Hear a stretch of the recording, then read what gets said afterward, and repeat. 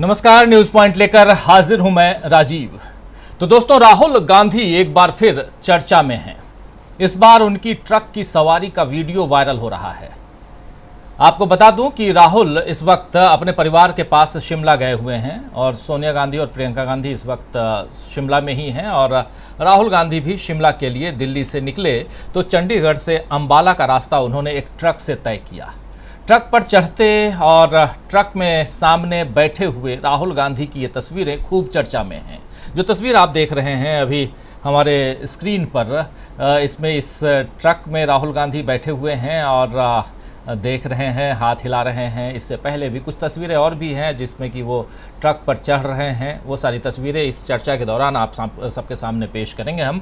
तो राहुल ने ट्रक ड्राइवरों से इस दौरान मुलाकात करके उनकी समस्याओं के बारे में जाना और एक गुरुद्वारे में बैठकर उन्होंने लोगों से बात करते हुए बहुत सारे सवाल उन लोगों से पूछे। उन सवालों का जवाब राहुल गांधी को मिले और जवाब जो है राहुल गांधी से भी सवाल पूछे गए, राहुल गांधी ने भी जवाब दिया। तो ये यानी कि बातचीत का सिलसिला जो है वो ट्रक ड्राइवर्स या गुरुद्वारे में लोग जो आते हैं उनके साथ, एक ढाबे में बैठे राहुल गांधी, वहाँ भी बातचीत। तो ये तमाम बातें चंडीगढ़ से अंबाला के बीच में ये घटना घटी। ट्रक पर राहुल गांधी सवार हुए। ट्रक की सवारी से राहुल गांधी एक बार फिर नए सियासी रास्ते पर निकल गए हैं। ऐसे रास्ते पर हर जन नेता को जाना चाहिए, इसमें कोई दो राय नहीं है। लेकिन भारत के लोकतंत्र में जन नेता अब वीआईपी कल्चर में रंगे हुए दिखते हैं। नेताओं को प्राइवेट विमानों या बड़ी गाड़ियों में देखने की लोगों को आदत हो गई है, मगर राहुल गांधी लगातार आम जनता के बीच उनकी वजह से ही और उनकी तरह से ही जाते रहे हैं और उनकी तस्वीरें हम देखते हैं। खासकर राहुल गांधी भारत जोड़ो यात्रा के बाद से लगातार कुछ वैसा ही कर रहे हैं जिससे वो लोगों के बीच अपने आप को कनेक्ट कर पाएं। कर्नाटक में लोकल बस और स्कूटी में उन्हें देखा गया था। आप याद कीजिए कर्नाटक की वो तस्वीर भी, जहां वो लोकल बस में महिलाओं के साथ, ये तस्वीर आप देख रहे हैं, बस स्टॉप पे राहुल गांधी खड़े हैं, महिलाएं हैं, उसके बाद बस में बैठ रहे हैं राहुल गांधी। स्कूटी में भी राहुल गांधी को हम सब ने देखा, स्कूटी पर सवार राहुल गांधी। तो अलग अलग ढंग से राहुल गांधी को हमने देखा। दिल्ली के बंगाली मार्केट में आपने देखा होगा राहुल गांधी को लोगों के बीच वो खाते पीते नजर आए। फिर वैसे ही मुखर्जी नगर में और उसके बाद दिल्ली यूनिवर्सिटी की मेस में छात्रों से मिलते हुए राहुल गांधी नजर आए। तो ये तस्वीर आप देखिए, दिल्ली में खाते हुए चांदनी चौक पर राहुल गांधी। फिर उसके बाद आप राहुल गांधी को आपने अलग अलग ढंग से देखा है, अलग अलग बिल्कुल। इन सब को लेकर उन्हें घेरने की कोशिश भी की गई, मगर आम लोग इस राजनीति से अलग अपने बीच राहुल गांधी को देखकर खुश होते हैं। लोगों की यही खुशी 2024 में बीजेपी को शायद झटका दे सकती है। वैसे कर्नाटक हारने के बाद मोदी जी इन दिनों विदेश दौरे पर हैं। ये तस्वीर आप देख रहे हैं, आज की तस्वीर है सिडनी की, विदेश में, ऑस्ट्रेलिया, सिडनी आप जानते हैं। और वहां उनके स्वागत की अलग अलग तस्वीरें भी आई। बीजेपी की आईटी सेल जो है वो प्रमोट भी कर रही है उन तस्वीरों को। कहीं कोई उनके पैर को छू रहा है, ये तस्वीर भी खूब प्रमोट की गई। कहीं उनके स्वागत में प्रवासी भारतीय महिलाएं गीत गा रही हैं, कहीं मोदी मोदी के नारे लग रहे हैं। इन सब तस्वीरों से ये साबित किया जा रहा है कि मोदी जी से बड़ा नेता कोई है ही नहीं। आज की तारीख में कोई नहीं है। पिछले 70 साल में 70 साल का जो राग है, उस 70 साल के राग में मोदी जी के सामने कोई दूसरा नेता टिकता ही नहीं है, ये बताने की कोशिश हो रही है। ये तो अब हम सब जानते हैं कि मोदी जी भारत के प्रधानमंत्री हैं तो उनका ओहदा ऊंचा ही है और जब तक पीएम पद पर हैं तब तक ऊंचा रहेगा। और पीएम से रिटायर होने के बाद भी ऊंचे पद पर रहें न रहें उस पद पे, लेकिन ओहदा तो ऊंचा रहेगा ही। रिटायर्ड पीएम तो कहलाएंगे ही। लेकिन बीजेपी को फिर भी इस ओहदे को ऊंचा साबित करने के लिए कितनी मशक्कत करनी पड़ती है, ये आप सब देख रहे हैं। खैर, इसलिए यहां सवाल उठता है दोस्तों कि क्या मोदी जी के मैजिक का जो हवा महल तैयार किया गया था वो दरकने लगा है? देश में हारे तो विदेश में जयकारे। जी हां, देश में हारे यानी कर्नाटक में हारे तो विदेश में जयकारे लगवाने की जरूरत बीजेपी को आखिर क्यों महसूस हो रही है? क्या 2024 को लेकर बीजेपी अब डरने लगी है? और राहुल गांधी बीजेपी के इस डर को और बढ़ा रहे हैं। वो कब क्या कर दें, यानी राहुल गांधी कब क्या कर दें, इसका अनुमान ही बीजेपी नहीं लगा पाती है। बीजेपी ने तो यह भी नहीं सोचा था कि राहुल भारत जोड़ो यात्रा पूरी कर लेंगे, लेकिन उस यात्रा के असर को अब कर्नाटक में सबने देख लिया है। बाकी चुनावों पर भी इसका असर होगा ही, ये भी सब जानते हैं। और उसमें से अभी अभी आने वाले 3-4 महीने में जो चुनाव हैं उसमें वो तमाम राज्य हैं, मध्य प्रदेश, राजस्थान, ये 2 खास ऐसे राज्य हैं, और तेलंगाना, जहां से ये यात्रा गुजरी थी, राहुल गांधी की भारत जोड़ो यात्रा गुजरी थी। और इधर नीतीश कुमार विपक्ष को एकजुट करने में लगे हुए हैं। शरद पवार भी मान रहे हैं, जी हां, एनसीपी के मुखिया शरद पवार वो भी मान रहे हैं कि कर्नाटक में भारत जोड़ो यात्रा के असर ने जीत में मदद की है। अब राहुल गांधी अमेरिका जाने वाले हैं। आज तारीख है 23 और 5 दिन बाद यानी 28 तारीख को राहुल गांधी अमेरिका में होंगे। तो वहां भी तय कार्यक्रम के अलावा राहुल क्या कुछ कर गुजरेंगे मालूम नहीं है। कुछ ना कुछ अलग करने की जो उनकी चाहत रहती है राहुल गांधी की, जैसे आज सुबह तस्वीर आई कि राहुल गांधी ट्रक पर सवार होकर के अंबाला पहुंच गए, वैसे ही क्या कुछ करेंगे ये पता नहीं।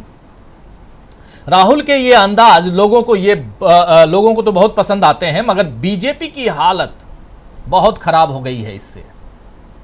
और बीजेपी की जो ये हालत खराब हो रही है उसका असर सीधा प्रधानमंत्री नरेंद्र मोदी के इमेज पे पड़ रहा है।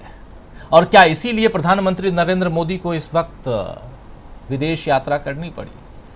जापान तो मान लिया, लेकिन ऑस्ट्रेलिया और पापुआ न्यू गिनी जो है वहाँ जाना क्या कहलाता है?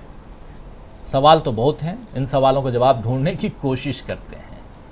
आइए दोस्तों, आज न्यूज़ पॉइंट में यही देखेंगे और समझेंगे कि क्या ट्रक पर सवार राहुल कांग्रेस को सत्ता की मंजिल तक ले जाएंगे। और सबसे बड़ा सवाल कि राहुल की ये नई सियासत क्या कुछ कहती है। राहुल गांधी की इस नई सियासत में क्या बीजेपी गुम हो जाएगी? आइए समझते हैं।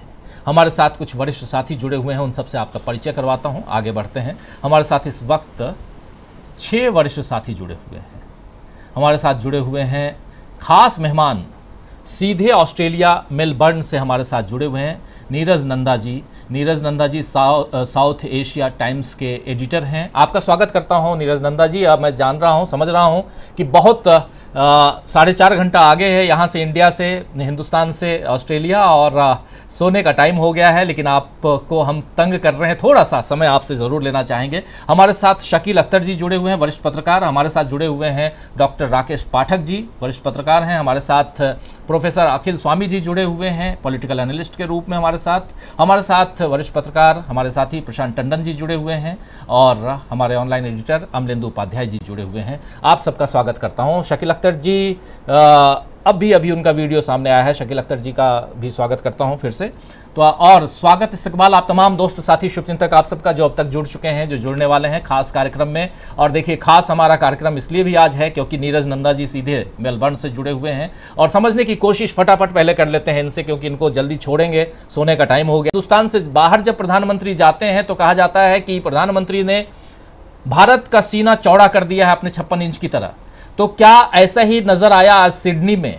क्या प्रधानमंत्री नरेंद्र मोदी भारत के सीने को चौड़ा करने में या भारत को उस मुकाम तक पहुंचाने में, आज जो कुछ भी हुआ है वहां पे इंडियन डायस्पोरा को संबोधित करते हुए प्रधानमंत्री नरेंद्र मोदी दिखाई दे रहे थे।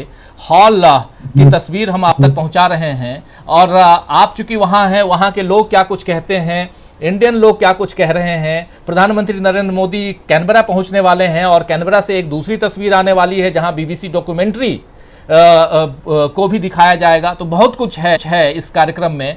आपसे ज़रा समझना चाहता हूं, क्योंकि हम हिंदुस्तान में बैठ करके सिर्फ एज्यूम कर सकते हैं या जो खबरें आती हैं वही पढ़ सकते हैं। फर्स्ट हैंड आपसे इंफॉर्मेशन चाहता हूं कि क्या कुछ यहाँ हम समझें बैठ करके कि प्रधानमंत्री का वहां पहुंचना क्या मायने रखता है हम यहाँ हिंदुस्तान के लिए। राजीव जी, आप मुझे सुन सकते हैं ठीक तरह? जी बिल्कुल क्लियर। राजीव जी, सबसे पहले ये समझना चाहिए कि पिछले कुछ दिनों से जो इंडियन डायस्पोरा है, जिनको भारत में लोग एनआरआई भी कहते हैं और कुछ लोग नॉन रिटर्निंग इंडियंस भी कहते हैं, वो उन लोगों में किस टाइप की बातचीत चल रही थी मतलब पीएम मोदी के कल सिडनी में लैंड करने से पहले, तो जो मैंने एनालाइज किया, काफी मैंने इस पे रिसर्च करी, मैंने इस पे एक स्टोरी भी लिखी, वो ये थी कि 3 तरह के लोग हैं। और सबसे पहले ये बता दूं कि अराउंड इंडियन ओरिजिन के लोग ऑस्ट्रेलिया में तकरीबन 700,000 के आसपास हैं। थोड़े अधिक भी हो सकते हैं, थोड़े कम भी हो सकते हैं, जो हमारे पास लेटेस्ट रिसर्च अवेलेबल है। तो बहुत बड़ी संख्या है और हर शहर के अंदर है। और सबसे अधिक भारतीय लोग जो हैं वह मेलबर्न में है, उसके बाद सिडनी में और फिर अन्य शहरों में है। तो 3 तरह के लोग हैं भारत की राजनीति को लेके, खासतौर पे प्रधानमंत्री माननीय मोदी जी के को लेकर। तो उसमें पहला जो ग्रुप है वो तो ये है कि भाई वो पीएम को बहुत जबरदस्त सपोर्ट करते हैं वो लोग, या वो ऐसी फैमिली से आए हुए हैं जिनका पहले संघ परिवार के साथ कोई कनेक्शन था, या इस टाइप का कुछ उनकी बीजेपी टाइप उन लोगों की थिंकिंग थी। एक तो बहुत बड़ा ग्रुप है ये, मतलब आप कहीं भी जाएं आपको कोई ना कोई मिल ही जाएगा इस व्यू का बंदा। और सेकंड जो ग्रुप है वो है जो लोग अगेंस्ट है, मतलब जो संघ परिवार के अगेंस्ट है। और ये भी बहुत बड़ा ग्रुप है, इसमें एकेडमिक्स भी हैं, यूनिवर्सिटियों के लोग भी हैं, इसमें पत्रकार भी हैं, कई तरह के लोग हैं इसके अंदर भी। और तीसरा है जो कि एक्चुअली में सबसे बड़ा ग्रुप है, those who are not concerned at all, मतलब उनको कोई लेना देना नहीं है, क्योंकि यहाँ भारतीय मूल के लोग सिर्फ भारत से ही नहीं आए हुए, यहाँ फिजी से भी आए हुए हैं, अफ्रीका से भी आए हुए हैं, इंग्लैंड से आए हुए हैं वगैरह। तो ये 3 तरह के की मतलब पॉलिटिकल जो कि है कि थिंकिंग है, तो उसको लेके। बट एक चीज माननी पड़ेगी कि इस विजिट को लेकर क्वाड की कैंसिलेशन के बावजूद काफी गहमागहमी काफी टाइम से चल रही है। और एक ये भी है, एक क्यूरियोसिटी भी होती है कि हम इंडिया के प्राइम मिनिस्टर को देखेंगे जाके, एक पॉइंट ये भी है उसके अंदर। तो आज जो रिसेप्शन हुआ है, क्योंकि मैं तो मेलबर्न में हूं, मैं सिडनी में नहीं हूं, बट मैंने काफी लाइव देखा उसको, और मेरे काफी मित्र वगैरह वहां पे थे मौजूद। तो उसमें 2-3 चीजों को लेके कंट्रोवर्सी चल रही है या बातचीत चल रही है। तो एक तो ये है कि भाई जो ऑस्ट्रेलिया के प्रधानमंत्री हैं एंटनी एल्बनीज, उन्होंने मतलब वो भगवा रंग की टाई पहन रखी थी, मतलब। तो अब इस बात में अटकलें लग रही हैं कि ये केवल एक कोइंसिडेंस था, या उन्होंने सॉलिडरिटी एक्सप्रेस करने के लिए भगवा कलर की टाई पहनी। मेरे लिए बताना बहुत मुश्किल है। अब कभी मेरी मुलाकात होगी तो मैं उनसे पूछूंगा कि भाई आपने भगवा कलर की टाई क्यों पहनी है आपने। एक मतलब मैं उन पॉइंट्स पे जा रहा हूं जो कंटेंशियस बने हैं थोड़े थोड़े, मतलब है। नंबर 2, एक अन्य जो मुद्दा यहाँ पे चल रहा है कि उस हॉल में जो ओलंपिक, जहां पे सिडनी ओलंपिक्स हुए थे इसमें 2000 के अंदर, यहाँ पे मैं भी गया था उसके अंदर, तो उसका ये एक हॉल है। तो वहां पे कितने लोग मौजूद थे, तो वहां पे जो एमसी थे वो बार बार अनाउंस कर रहे थे कि भाई 25,000 लोग हैं, 25,000 लोग हैं, मतलब इसमें इस फंक्शन के अंदर जिसमें प्राइम मिनिस्टर मोदी थे। बट मैंने जो वेबसाइट देखी उस कैपेसिटी की, उसकी टोटल कैपेसिटी लिखी हुई है कि मैक्सिमम इज 21,000, मतलब। तो अब जब 21,000 उसकी मैक्सिमम कैपेसिटी है तो 25,000 तो हो ही नहीं सकते, मतलब जी। उससे या तो कम ही हो सकते हैं उसे। और कुछ मैंने आपको तस्वीरें भेजी थी, आपने शायद देखी होंगी या दूसरी जगह देखी होंगी कि काफी सीटें ऊपर के जो हॉल्स हैं और ऊपर के जो रोज हैं उसमें खाली पड़ी हुई थी। और एक चीज और बताना चाहूंगा कि जैसे कि एक चार्टर प्लेन मेलबर्न से गया था, जिसका नाम रखा था उन्होंने शायद मोदी एयरलाइंस से, तो वो गया था। तो उसमें 250-300 लोग गए हैं सिर्फ। तो अधिकांश लोग जो आज का जो रिसेप्शन था वो सिडनी के थे और शहरों के नहीं थे, और थोड़े दूसरे शहरों से भी लोग गए। और सिडनी में मेरे कुछ मित्रों ने मुझे ये भी बताया कि काफी लोगों ने आज छुट्टी भी ली थी वहां जाने के, हम इंडिया के प्राइम मिनिस्टर को देखने जा रहे हैं, मतलब। तो वो अपने बच्चों को भी दिखाना चाहते थे और वगैरह वगैरह। तो और वहां पे काफी कल्चरल प्रोग्राम रखे गए थे, और कोई 350 इंडियन ऑर्गेनाइजेशंस जो हैं ऑस्ट्रेलिया के अंदर, उनको कांटेक्ट किया गया था और एक कोड नंबर दिया गया था जिसके थ्रू उसमें फ्री एंट्री, मतलब यहाँ पे कोई खरीदने की टिकट का कॉन्सेप्ट कुछ था ऐसे मैंने सुना, तो बट ये हुआ कि सारे फ्री थे और बसेस भी अरेंज हुई कई थे। तो मेरे लिए पूरा एक तंत्र जो है वो इसके पीछे लगा हुआ था कि इसको किसी भी तरह सक्सेस किया जाए। अब हमने एस्टिमेट ये लगाया है, थोड़ा ऊपर नीचे इसमें अप डाउन हो सकता है, वो ये कि इस रिसेप्शन में तकरीबन 10-11 हजार से ऊपर लोग नहीं हो सकते, मतलब क्योंकि जैसा कि देखने में अंदाजे से इतने साल मैंने भी रिपोर्टिंग की है, तो मैं भी दिल्ली में रैलीज वगैरह देखता था और अंदाजा लगाता था कि भी कितने, तो ऐसा लगता है जैसे अराउंड 50%, 49% ऐसे हॉल फुल था। तो अब 700,000 की पॉपुलेशन में अगर हम उसको अर्थमेटिक देखें तो ये 0.1% भी नहीं है। तो इसको एक कोई बहुत बड़ी सक्सेस नहीं माना जा सकता। हालांकि सिडनी में इतने लोगों को जमा करना एक छोटी मोटी सक्सेस मानी जा सकती है, मतलब ऐसा जो है कि मेरे को लगता है।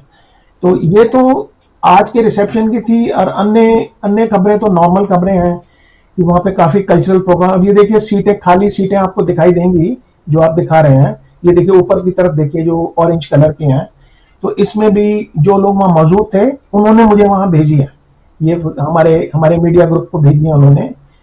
तो मैंने उनको स्पेशली कहा था आप खींचना, क्योंकि मैंने ये सोचा था शायद फुल होगा सारा, मतलब बट एक्चुअली में ऐसा नहीं है। तो ये हमारे सामने है, रूबरू है हमारे सामने, बट इसको बहुत जबरदस्त एक as a political weapon use किया जा रहा है। ऐसा नहीं है कि भाई हर एक जनाई जो वहां पे गया वो प्रधानमंत्री मोदी या संघ परिवार या उनकी जो विचारधारा है उसका समर्थन करता है, ऐसा नहीं है।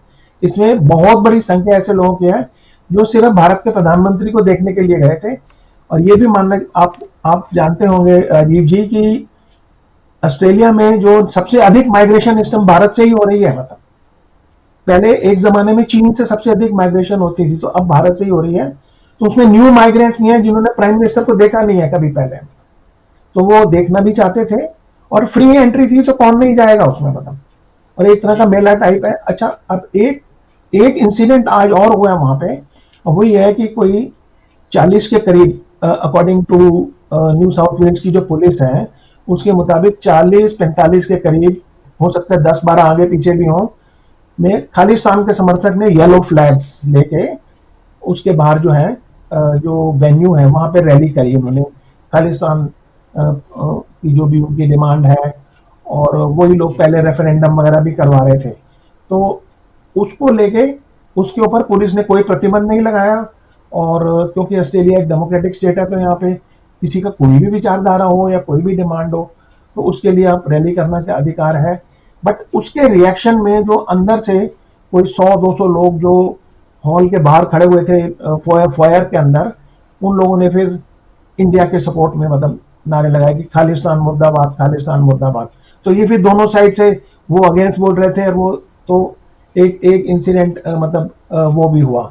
तो इस तरह की वहां पे काफी चल रहा था। कुछ लोगों की थिंकिंग है ये एक बहुत बड़ा तमाशा था, और कुछ लोग जो संघ परिवार के समर्थक हैं, और यहाँ बहुत हैं, ऐसी बात नहीं है, मैं ये नहीं कह सकता कि भी कोई भी नहीं है, तो वो लोग बहुत प्रसन्न होने का, देखिए भारत की कितनी ताकत है, मतलब जो है ना कि भारत के प्रधानमंत्री यहाँ आए हैं और इस पॉइंट पे कोई डिस्कस ही करने को तैयार नहीं है, खासतौर पे जो लोग वहां गए हैं, कि भाई क्वाड की मीटिंग जिसके लिए प्रधानमंत्री को आना था, और ये एक साइड शो था उसका, तो अब ये एक मेन शो बन गया, मतलब बेसिकली। तो इससे ये कि ऐसी भी लोगों की थिंकिंग है कि शायद ऐसा शो करा जा रहा है कि भाई उनका यहाँ पे बहुत स्ट्रांग बेस है। अब ये तो बताना बहुत मुश्किल है, उसकी अर्थमेटिक कम से कम मेरे पास नहीं है। अब कल के लिए मैं चलता हूँ 24 को, आज 23 है, तो इसमें एक जो बीबीसी की डॉक्यूमेंट्री है जिसका नाम है द मोदी क्वेश्चन, जिसपे कि भारत में प्रतिबंध लगा हुआ है, ऑस्ट्रेलिया में उसके ऊपर कोई प्रतिबंध नहीं है, और हालांकि ऐसा कोई टीवी वगैरह पे दिखाई भी नहीं गई है। चैनल 4 का जो यूके का जो वेबसाइट है उसके ऊपर ये डॉक्यूमेंट्री है, बट यहाँ ऑस्ट्रेलिया में वो एक्सेस नहीं होती, बट इलीगली या दूसरे तरीके से काफी टाइम से ये सर्कुलेट हो रही है, बहुत लोग इसको देख चुके हैं ऑलरेडी। बट है कि इसका जो दिखाना है वो यहाँ की जो ग्रीन्स पार्टी है खासतौर पे, जो थर्ड पार्टी है, हम इनफैक्ट ऑस्ट्रेलिया में कहते हैं यहाँ ढाई पार्टियां हैं, एक लेबर पार्टी, एक लिबरल पार्टी और एक green party. Green party left wing party है, मतलब वामपंथी रुझाव की है, और इन्वायरमेंट, इन दोनों चीजों को मिला के वो पार्टी है। तो उनके जो दो एमपीज हैं, जो उनके सेनेट के दो मेंबर हैं, उन लोगों ने परमिशन लेके वो इसको करवा रहे हैं, और यहाँ पे डायस्पोरा के कई ग्रुप जो हैं वो इसको जो है मतलब सपोर्ट कर रहे हैं, और इसके हाँ देखने जा रहे हैं, और इसकी पूरी बुकिंग हो चुकी है। मुझे एग्जैक्ट पता नहीं है कि कितने नीरज जी, ये जो बीबीसी की डॉक्यूमेंट्री है, ये पार्लियामेंट में दिखाई जा रही है? जी हाँ, पार्लियामेंट के एक हॉल में, पार्लियामेंट में नहीं, पार्लियामेंट का जो कॉम्प्लेक्स है, जैसे हमारा पार्लियामेंट है दिल्ली में, तो उसका एक हिस्सा ले लिया जाए उसके लिए, समथिंग लाइक दैट, तो उसमें वहां दिखाई जाएगी। और इसको इसको इसको इतनी अधिक पब्लिसिटी मिल चुकी है ऑस्ट्रेलिया में कि ऑस्ट्रेलिया के तमाम अखबारों ने और बीबीसी ने, आज हम भी इसको डिस्कस कर रहे हैं, तो इसके ऊपर काफी कंट्रोवर्सी भी चल रही है। इससे पहले वो जो केरला की फिल्म है उसके ऊपर भी यहाँ कंट्रोवर्सी चल रही थी, और यही लोग उसमें इन्वॉल्व थे। अब जो है कि इसमें इसके बाद जब ये खत्म हो जाएगी, एक सवा घंटे या कुछ ऐसे की है ये, तो उसके बाद एक पैनल डिस्कशन होगी वहीं पे, जिसमें कुछ लोग जूम से ज्वाइन करेंगे ऐसा मुझे लगता है, और कुछ लोग तो इसमें आकाशी भट्ट जो जो अरेस्टेड आईपीएस ऑफिसर हैं गुजरात कैडर के, उनकी जो बेटी है, हाँ संजीव भट्ट के, तो वो उनकी बेटी इसमें पार्टिसिपेट करेंगे। आकार पटेल जो एमनेस्टी इंटरनेशनल के हैं वो इसमें पार्टिसिपेट करेंगे, और प्रोफेसर मोहन दत्ता जो कि न्यूजीलैंड में है और वो संघ परिवार के काफी खिलाफ अक्सर हैं, तो इस पे एक पैनल डिस्कशन होगी। और इसको लेकर यहाँ पे एक तरह की एक होगी कि दोनों साइड्स की बात चल रही है, मतलब एक तो एक तरफ प्राइम मिनिस्टर इंडिया के आए हुए हैं, और कल एक चीज और होनी है, वो मैं जाते जाते थोड़ा सा और बताता हूँ, सॉरी मेरा बहुत लंबा हो गया थोड़ा। नहीं, कोई बात नहीं, बहुत इंफॉर्मेटिव बातें आप कर रहे हैं जी। मैं प्रशांत के साथ टीवी में ही काम करता था पहले, तो उन दिनों में तो खैर इतनी डिबेट्स नहीं हुआ करती थी, बट तो ये कि एक area Harris Park New South Wales में, सिडनी में, जो कि इंडियन ओरिएंटेड एरिया है, जहाँ के आप किसी महिला को हो तो वो साड़ी खरीद सकती हैं, किसी को जलेबी खानी हो तो वो खा सकता है, किसी को समोसा खाना है तो वो खा सकता है, तो वो इंडियन एरिया, तो उसका नाम लिटिल इंडिया रखा जा रहा है हैरिस पार्क का। तो उसमें ऐसी खबर है कि प्राइम मिनिस्टर मोदी जो है वहां पे जाएंगे, और उसको ऐसे शो किया जा रहा है यहाँ पे कि भाई हम आपके साथ हैं, इसलिए हम ये कर रहे हैं। नहीं तो यहाँ पे अक्सर, मैं भी इतने सालों से रह रहा हूँ, पूरे कई साल तक कोई किसी को पूछता नहीं है, ठीक है, इंडियन कॉन्सुलेट भी है यहाँ पे, सिडनी में है, मेलबर्न में है, इंडियन हाई कमीशन है, बट हम अपना काम, हम अपनी सब चीजें अपने आप करते हैं, कोई सरकार या कोई हमें नहीं करती कुछ भी। तो मेरे पास इतनी ही इंफॉर्मेशन है, आगे आप कुछ पूछना बस एक चीज आपसे समझना चाहता हूँ नीरज जी कि इस पे जो ऑस्ट्रेलिया का जो ऑस्ट्रेलियन गवर्नमेंट है उसका भी कोई रिएक्शन है जो डॉक्यूमेंट्री दिखाई जा रही है, या वो शांत है? बिल्कुल वो बिल्कुल इसके ऊपर शांत है, और जो मेरी नॉलेज में है किसी को कोई ऑब्जेक्शन नहीं है दिखाने के ऊपर, क्योंकि ऑस्ट्रेलिया एक लिबरल डेमोक्रेसी है, यहाँ का ये ट्रेडिशन है कि अब देखिए वहां पे भारत के प्रधानमंत्री स्पीच दे रहे हैं, बाहर खालिस्तान के समर्थन में एक रैली हो रही है, तो वो भी अलाउड है और वो भी अलाउड है, तो उस टाइप की डेमोक्रेसी है यहाँ पे। यहाँ तक मैं आपको ये बताना चाहूंगा, यहाँ रैली करने के लिए परमिशन नहीं लेनी पड़ती, तो पॉलिटिकल रैली करने के लिए बस इन्फॉर्म करना होता है कि भाई हम कर रहे हैं, ताकि पुलिस आपका बचाव कर सकेगा। तो कोई गवर्नमेंट की तरफ से ऐसा कोई वन लाइन भी नहीं है कि भाई ये ठीक हो रहा है या सही हो रहा है या क्या हो रहा है, विच एक्चुअली मीन्स कि भाई कुछ दिन पहले जो ऑस्ट्रेलिया की फॉरेन मिनिस्टर हैं पेनी मोंग, वो उनसे ये पूछा गया था इस डॉक्यूमेंट्री के बारे में, और कि भाई ह्यूमन राइट्स के इश्यूज हैं इंडिया में, ये है वो है, तो उन्होंने कहा था कि भाई ये तो इंडिया के कोर्ट्स देखेंगे इसको, मतलब ये उन्होंने कुछ इस टाइप का कमेंट किया था। इसके अलावा जो ऑस्ट्रेलिया के प्राइम मिनिस्टर हैं एंटनी अल्बनीज़, उन्होंने कोई कमेंट नहीं किया है, और वो करेंगे भी नहीं एज पर एज अंडरस्टैंड, क्योंकि जो मेरी थिंकिंग है वो ये है कि ये लोग जो इनका तकरार चाइना के साथ है, चीन के साथ है, उसमें भारत को यूज करना चाहते हैं जी, इसलिए उनको दोस्ती करनी बता रहे हैं जी। हाँ, ये इसमें उसको उसमें यूज करना चाहते हैं। और ये देखिए कि ऑस्ट्रेलिया का सबसे बड़ा जो व्यापारिक संबंध चीन के साथ ही है, नंबर वन, और भारत के नंबर टू है चीन। तो ये कंट्राडिक्शन भी है इस रिलेशनशिप के अंदर कि इसको कैसे सॉल्व किया जाएगा। और अगर ना तो भारत ही कुछ ऐसा करने जा रहा है, ना कोई ऑस्ट्रेलिया पे आज तक कभी ऑस्ट्रेलिया पे किसी भी आर्मी ने अटैक नहीं किया। तो चाइना का खतरा है, उसका हवा भी बहुत चल रहा है यहाँ पे, बट ट्रेड चल रहा है खूब दबा के। तो ये मैं बस इतनी बात कहना जी जी, चाहूंगा। बहुत बहुत Unless you बहुत want something more. बहुत शुक्रिया नीरज जी, और ये तमाम जानकारी के लिए। और सबसे बड़ी चीज़ कि हिंदुस्तान में भी भीड़ जुटाने के लिए तमाम दल, मैं सिर्फ बीजेपी की बात नहीं करूंगा, तमाम दल जो हैं वो अपने हिसाब से, अपने अंदाज से काम करते हैं, ट्रकों में बसों में भर के लोगों को लाते हैं। और यहाँ ऑस्ट्रेलिया में भी आज यही सब कुछ करना पड़ रहा है, प्रधानमंत्री नरेंद्र मोदी की सभा में भीड़ इकट्ठा करने के लिए। तो कुछ जोड़ना चाहते हैं नीरज जी? हाँ, मैं ये कह रहा था कि जो लोग काफी रंगीले रंगीले कपड़े पहन के गए, कोई पगड़ी पहन के गया, किसी ने पीले रंग की पगड़ी पहन ली, किसी ने भगवा कलर की पहन ली, ऑस्ट्रेलिया के प्रधानमंत्री ने भगवा कलर की टाई पहन ली। तो अब पता नहीं कुछ यहाँ पे भगवाकरण का शायद होने जा रहा है, मुझे कहना मुश्किल है अभी। तो ये आगे का वक्त ही बताएगा। हालांकि यहाँ पे जो चुनाव और डेमोक्रेसी है वो इश्यूज के ऊपर होती है, खासतौर पे इकोनॉमिक इश्यूज के ऊपर। अच्छा, इंडियन डायस्पोरा में क्या ये चर्चा भी है नीरज जी कि राहुल गांधी की जो यात्रा थी, या अभी जो कर्नाटक का इलेक्शन जिसमें कांग्रेस की जीत हुई है या बीजेपी की बुरी तरह हार हुई है, इन सब की चर्चा भी है क्या? जी, इसकी चर्चा ये थी कि जिस दिन कर्नाटक के रिजल्ट आ रहे थे, उस दिन मैं कम से कम, अब मैं हर एक जने के लिए तो नहीं कह सकता, कम से कम मेरे जो मित्र हैं मेलबर्न, सिडनी और ब्रिस्बेन में, कम से कम 12-13 लोग, और वो किसी पॉलिटिक्स में नहीं है, वो बैठ के छुट्टी लेके सारा दिन वो कर्नाटक के रिजल्ट देखते रहे। तो आप सोच सकते हैं कि लोगों में, डायस्पोरा में इंटरेस्ट है, और हर तरह की डिबेट सोशल मीडिया पे चल रही थी कर्नाटक को लेके। और राहुल गांधी को भी अक्सर यहाँ पे पोस्ट आती रहती हैं। अब जो लोग विरोध में हैं वो उनके लिए उपशब्द बोलते हैं, मतलब लोग, और दूसरे लोग उनको समर्थन करते हैं। बेसिकली ये कि डायस्पोरा डिवाइडेड है।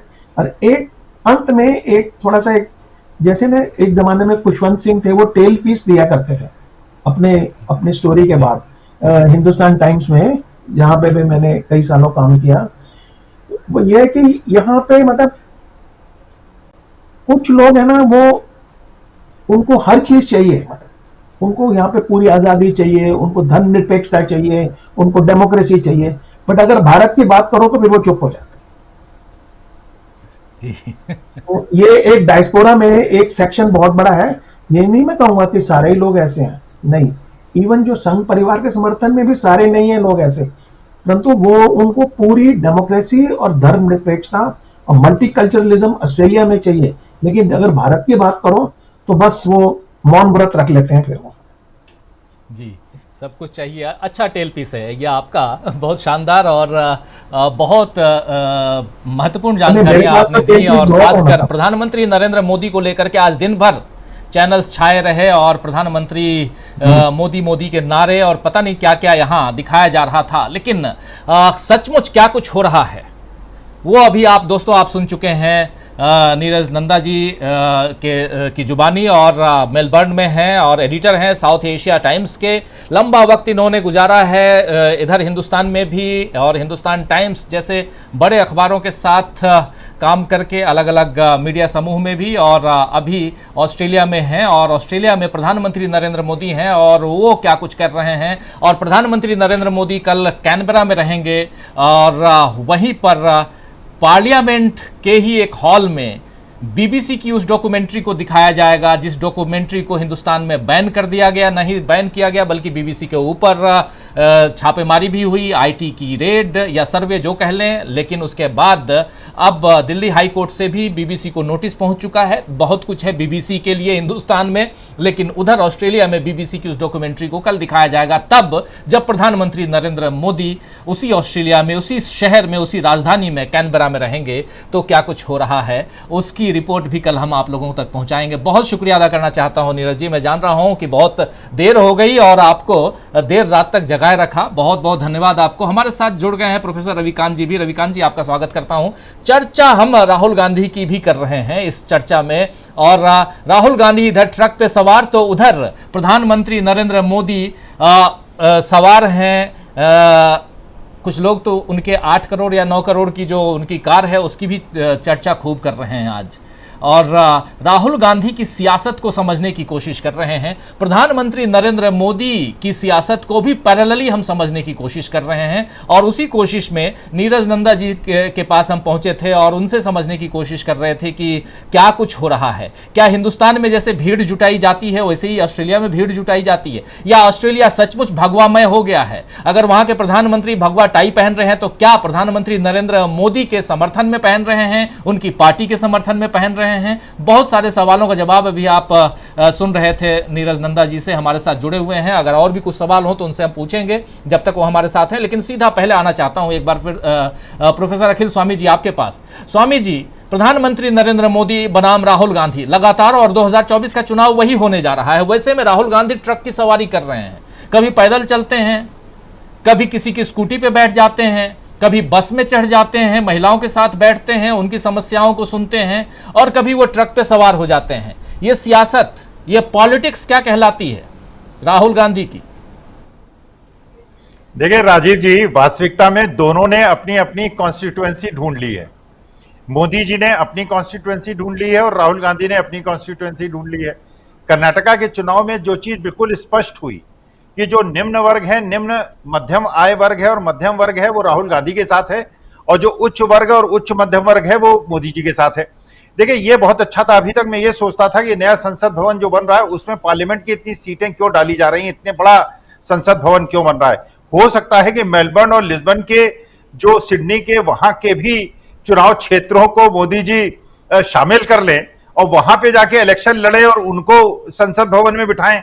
देखिए, वास्तविकता में जो चुनाव होना है, जो लोकतंत्र की परीक्षा होनी है, वो होनी है हिंदुस्तान में।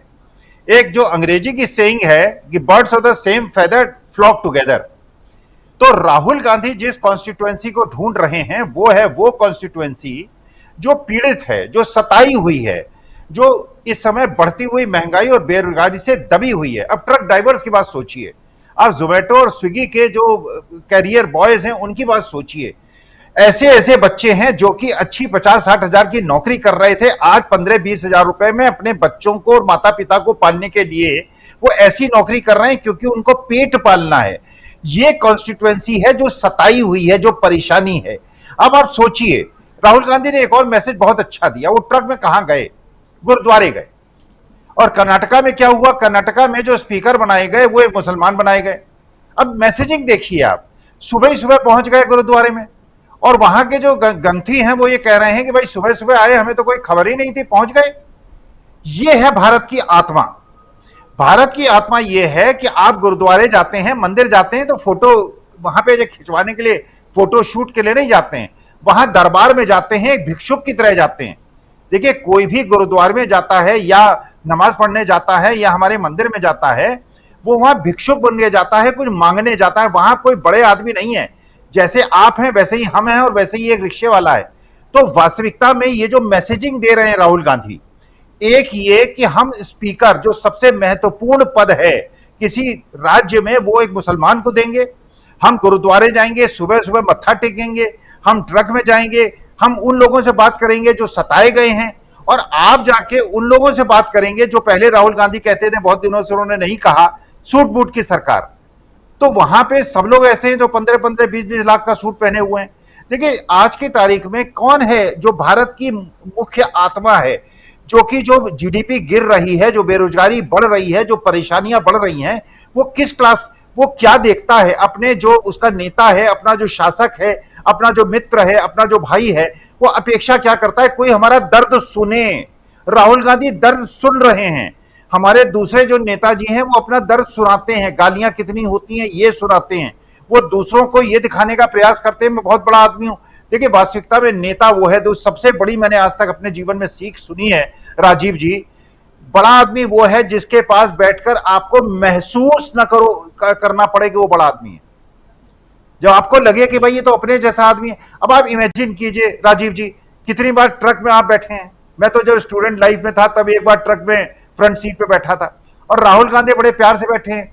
अब देखिए कितने लोग गदगद हो गए होंगे, लाखों करोड़ ट्रक वाले हैं, टैक्सी वाले हैं, थ्री व्हीलर वाले हैं, उनको कितनी खुशी हुई होगी कि भाई ऐसा लड़का जो कि हमारे साथ आत्मसात हो रहा है, हमको रिप्रेजेंट कर रहा है, ये हमारा नेता है जो 8 करोड़ की गाड़ी में चल रहा है और बड़े बड़े सभागृह में और बड़े बड़े करोड़पतियों के साथ बैठ के संवाद कर रहा है। तो ये एक कॉन्स्टिट्यूएंसी राहुल ने भी ढूंढ ली है और कॉन्स्टिट्यूएंसी मोदी जी ने भी राजीव जी ढूंढ ली। जी, मोदी जी की कंस्टिट्यूंसी जो है वो शायद विदेश है, और राहुल यहाँ देश में जो कुछ कर रहे हैं, क्योंकि राहुल गांधी जब विदेश जाते हैं तो और जुबान खोलते हैं यहाँ हंगामा मच जाता है। अभी फिर 5 दिन बाद राहुल गांधी अमेरिका पहुँचने वाले हैं, और अमेरिका में क्या कुछ होगा वो खबर तो आप लोगों तक पहुंचेगी ही, लेकिन राहुल गांधी यहाँ हिंदुस्तान में ट्रक पर सवार होकर के जो मैसेज दे रहे हैं, जो पैगाम दे रहे हैं, क्या ये एक नई धारा है सियासत की, ये समझने की कोशिश करते हैं। आना चाहता हूँ प्रशांत टंडन जी आपके पास। प्रशांत जी, राहुल गांधी, प्रधानमंत्री नरेंद्र मोदी, पैरेलली दोनों प्रधानमंत्री विदेश में हैं, चलिए ठीक है, बहुत सारी बातें प्रधानमंत्री की हम कर रहे हैं, लेकिन राहुल गांधी की जो ट्रक की सवारी है, और उससे पहले स्कूटी की सवारी, बस की सवारी, या पैदल चलना, या दिल्ली में छात्रों के बीच जाना, दिल्ली यूनिवर्सिटी में जाना, ये क्या एक नई दिशा है, एक नई धारा है सियासत की, ये माना जाए? जी देखिए, मोदी जी ऑस्ट्रेलिया में क्यों है वो तो नीरज जी ने बता दिया कि कोई डिप्लोमेटिक कार्यक्रम नहीं है, कोई मल्टीलैटरल कार्यक्रम नहीं है। क्वाड की मीटिंग थी जो कैंसिल हो गई, तो अब वो कुल मिला के रैलियां हैं वहां पे, तो वो रैलियां करने गए वहां पे। भारत के प्रधानमंत्री भारत के टैक्स पेयर्स की पैसे पर वहां पे रैलियां कर रहे हैं अपनी इमेज बिल्डअप करने के लिए। जो कर्नाटक में नुकसान हुआ है इमेज का, उसकी भरपाई सिडनी से हो रही है। खैर, राहुल गांधी देखिए क्या कर रहे हैं। राहुल गांधी जब वो अभी प्रोफेसर अखिल स्वामी बता रहे थे कि वो मिल रहे हैं स्विगी जोमेटो के लोगों से, जो गिग इकोनॉमी के लोगों से, डिलीवरी बॉयज से, कभी वो कोचिंग के लोग बच्चों से मिलते हैं, कभी वो कर्नाटका में के इलेक्शन के दौरान बस में ट्रेवल करते हैं महिलाओं के साथ, कभी वो जो है वो ट्रक ड्राइवरों के साथ कल दिखाई दे रहे हैं। तो ये क्या संदेश जा रहा है? तो देखिए किसके लिए वो बड़ी लकीर खींच रहे हैं, इस बात को हम लोग ध्यान दें कि एक तो मोदी का प्रचार तंत्र है, जो बीजेपी का प्रचार तंत्र है, जो राहुल गांधी की इमेज खराब करने के ऊपर हजारों रुपए, करोड़ रुपए का एक प्रोजेक्ट चल रहा है। दूसरे वो लोग हैं राजीव जी जो मोदी के पक्षधर तो नहीं है, लेकिन उनको राहुल गांधी से परेशानी है, क्योंकि राहुल गांधी इस देश की पॉलिटिक्स और जो सोशल इकोनॉमी है उसको बदलने का काम कर रहे हैं। जब वो कह रहे हैं 75% की सीलिंग की बात कर रहे हैं, जब वो जातिवार जनगणना की बात कर रहे हैं, जब वो इकोनॉमी को नीचे तक पहुंचाने की बात कर रहे हैं, तब बहुत से लोगों को परेशानी होती है। और ये वो लोग हैं जो दिखने में बड़े सेकुलर लगते हैं। ये तमाम बड़े बड़े बुद्धिजीवी जो बड़े बड़े लेख लिख रहे हैं अखबारों में, उन्होंने जब कर्नाटका के बारे में लिखा तो कर्नाटका के बारे में उन्होंने राहुल गांधी को या सिद्धारमैया को कोई क्रेडिट नहीं दिया। इतने जातिवादी लोग हैं ये। उनके सामने राहुल गांधी एक बड़ी लकीर खींच रहे हैं और सीधे उन लोगों से संवाद स्थापित कर रहे हैं जो देश की असली जनता है। ये अंग्रेजी अखबारों में लिखने वाले लोग, लोगों को पढ़ने वाले लोग एक एलीट सर्किल के लोग हैं। तो ये जो एलीट वर्ग है, चाहे वो सेकुलर भी है, उसको भी राहुल गांधी से एलर्जी है। बहुत बड़ी परेशानी राहुल गांधी से है, क्योंकि राहुल गांधी वो जो सेट पैटर्न है पॉलिटिक्स का और सोशल इकोनॉमी का, उसको बदल रहे हैं। तो ये जो पहल राहुल गांधी की है, यानी जिसको मैं कहूँगा कि भारत जोड़ो यात्रा पार्ट 2, जो टुकड़ों टुकड़ों में हो रही है, ये जो पार्ट 2 भारत जोड़ो यात्रा है, ये उन्हीं लोगों के नैरेटिव के आगे बड़ी लकीर है जो मोदी के परोक्ष समर्थक हैं। एक तो प्रत्यक्ष हैं जो सामने आके कह रहे हैं कि मोदी मोदी, जो स्टेडियम में हो कहीं पे भी, और एक जो परोक्ष, जो पीछे के रास्ते से मोदी को सपोर्ट करते हैं, उन लोगों के सामने ये बड़ी लकीर खींचने का काम हो रहा है। और ये इस तरीके का बायस इस मीडिया का और इन लोगों का, जो एलिट सर्किल के लोग हैं, ये तेजस्वी यादव के लिए भी है, ये स्टालिन के लिए भी है, ये हर किसी उस व्यक्ति के लिए होगा जो सोशल इकोनॉमी को बदलाव करने की बात करेगा। तो मेरे ख्याल से राहुल गांधी बड़ा संदेश दे रहे हैं, और ये ट्रक में जाकर और विजुअली भी, इसको अगर मैं देखूं कि विजुअली भी स्टिल तस्वीरें हो तो उसको भी यूज कीजिएगा यहाँ पे। अगर विजुअली भी आप देखिए कि जो नरेंद्र मोदी का जो पूरा सिडनी में हुआ, उसकी हवा निकालने के लिए सोशल मीडिया पे आज ये तस्वीरें राहुल गांधी की ट्रक के गेट के ऊपर चढ़ते हुए वो छाई हुई हैं। तो ये अच्छा संदेश जा रहा है भारत की राजनीति में। ठीक जी, बिल्कुल बिल्कुल। जो तस्वीरें हैं, मतलब बिल्कुल सही कह रहे हैं। आना चाहता हूं डॉक्टर राकेश पाठक जी आपके पास। पाठक जी, क्या राहुल गांधी की ये तस्वीर और प्रधानमंत्री नरेंद्र मोदी की सिडनी की तस्वीर, अगर दोनों को तुलनात्मक ढंग से उस पर विचार या चर्चा की जाए और खासकर देश की सियासत पर उसका क्या असर पड़ेगा, इसको अगर देखा जाए तो किसकी तस्वीर कहाँ दिखाई देती है आपको? राहुल गांधी पार्ट 2, भारत जोड़ो यात्रा पार्ट 2 कर रहे हैं, जैसा कह रहे हैं प्रशांत टंडन जी, कि टुकड़ों टुकड़ों में ही सही लेकिन लोगों से मिल रहे हैं। और यही काम तो राहुल गांधी कन्याकुमारी से कश्मीर तक कर चुके हैं, पूरब से पश्चिम तक करने वाले हैं। लेकिन देश के अलग अलग हिस्सों में क्या जरूरत थी आखिर राहुल गांधी चंडीगढ़ से अंबाला तक ट्रक पे बैठकर चले गए? क्या ये राजनीति का एक अलग रूप है, और उस रूप में प्रधानमंत्री नरेंद्र मोदी कहां फिट बैठते हैं? राजीव जी, मुझे राहुल गांधी का जुनून देखकर अमीर गजलवाश का एक शेर याद आता है। मेरे जुनून का नतीजा जरूर निकलेगा, इसी सियाह समंदर से नूर निकलेगा। मेरे जुनून का नतीजा जरूर निकलेगा, इसी सियाह समंदर से नूर निकलेगा। गिरा दिया है तो साहिल तो इंतजार न कर, अगर वो डूब गया है तो दूर निकलेगा। राहुल गांधी अब राजनीति में डूब गए हैं, तो ये तय है कि वो बहुत दूर निकलेंगे। कब निकलेंगे, कितना वक्त और लगेगा, ये हम अभी नहीं जानते, लेकिन ये तय है कि उनके जुनून के नतीजे निकलना शुरू हो गए हैं। कर्नाटक का चुनाव का नतीजा उसी जुनून का परिणाम है, उसी का नतीजा है। आपने कहा कि राहुल गांधी जिस तरह यात्राएं कर रहे हैं, लोगों से मिल रहे हैं सड़कों पर उतरकर, कभी विश्वविद्यालय के छात्र छात्राओं से, कभी यूपीएससी की तैयारी कर रहे लोगों से, बस में, स्कूटी पर, और आज ट्रक के केबिन में बैठकर। मुझे याद आता है जब मोहनदास करमचंद गांधी पढ़ाई करके लौटे थे और उसके बाद जब धीरे धीरे सार्वजनिक जीवन में वो सक्रिय होना शुरू हुए, तो गोपाल कृष्ण गोखले ने उनसे कहा था कि अगर देश को जानना है तुम यात्राएं करो। मोहनदास करमचंद गांधी ने तीसरे दर्जे में बैठकर ट्रेन के देश की यात्रा की, अलग अलग हिस्सों में गए और अंततः उस पूरी यात्रा के अंतिम निष्कर्ष में मोहनदास करमचंद गांधी महात्मा गांधी हो गए। राहुल गांधी अपने देश को जानने निकले हैं, मुझे ऐसा लगता है। उसका पहला चरण भारत जोड़ो यात्रा थी, और भारत जोड़ो यात्रा 2 जिसे प्रशांत जी कह रहे हैं, वो टुकड़ों टुकड़ों में इस तरह जनता के अलग अलग तबकों के बीच जाकर उसके दुख दर्द, उसकी परेशानियां, उसकी समस्याएं जानने की कोशिश कर रहे हैं।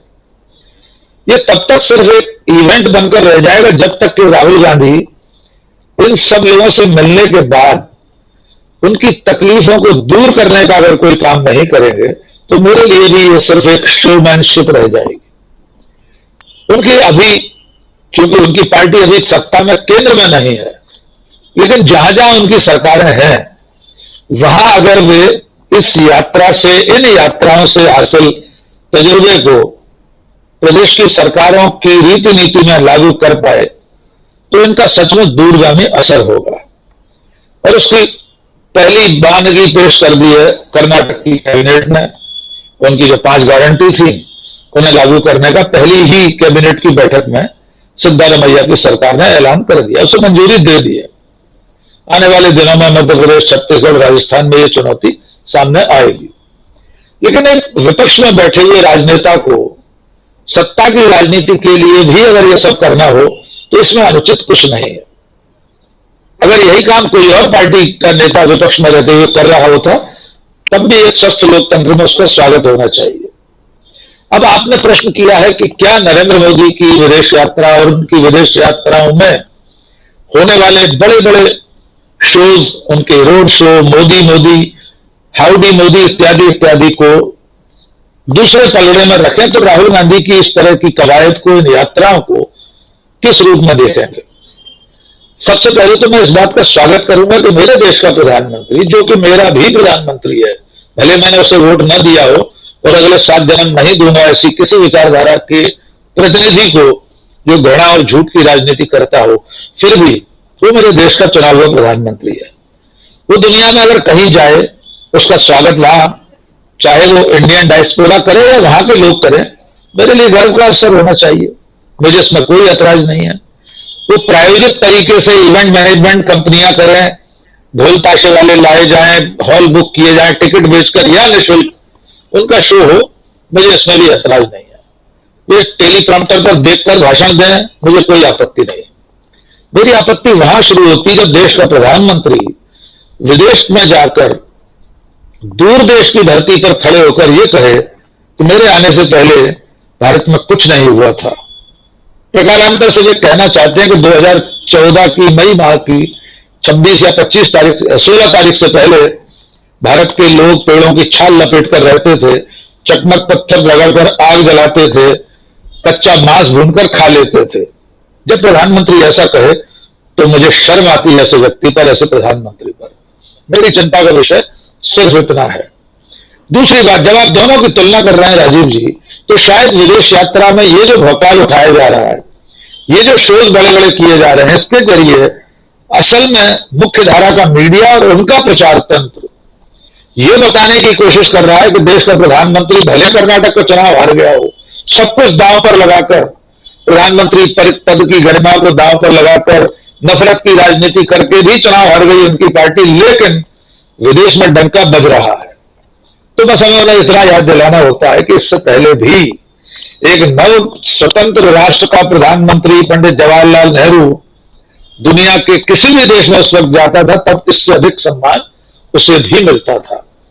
कैनेडी हवाई जहाज की सीढ़ियों पर दौड़ते हुए चढ़ के पंडित नेहरू का स्वागत करने जहाज के भीतर पहुंच जाते थे।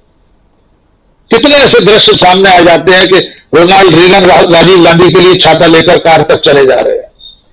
नई पीढ़ी इस प्रचार तंत्र, इस आईटी सेल, इस व्हाट्सएप यूनिवर्सिटी के फेर में अगर ये मानने लगती है कि भारत के प्रधानमंत्री का पहली बार विदेश में इस तरह स्वागत हो रहा है या सम्मान हो रहा है, तो बस उसे इतना याद दिलाने की जरूरत होती है कि श्रीमती इंदिरा गांधी अमेरिका के राष्ट्रपति को आंखें दिखाकर आई थी वहीं अमेरिका में। 7वां जहाजी जोड़ा हिंद महासागर से लौट गया था।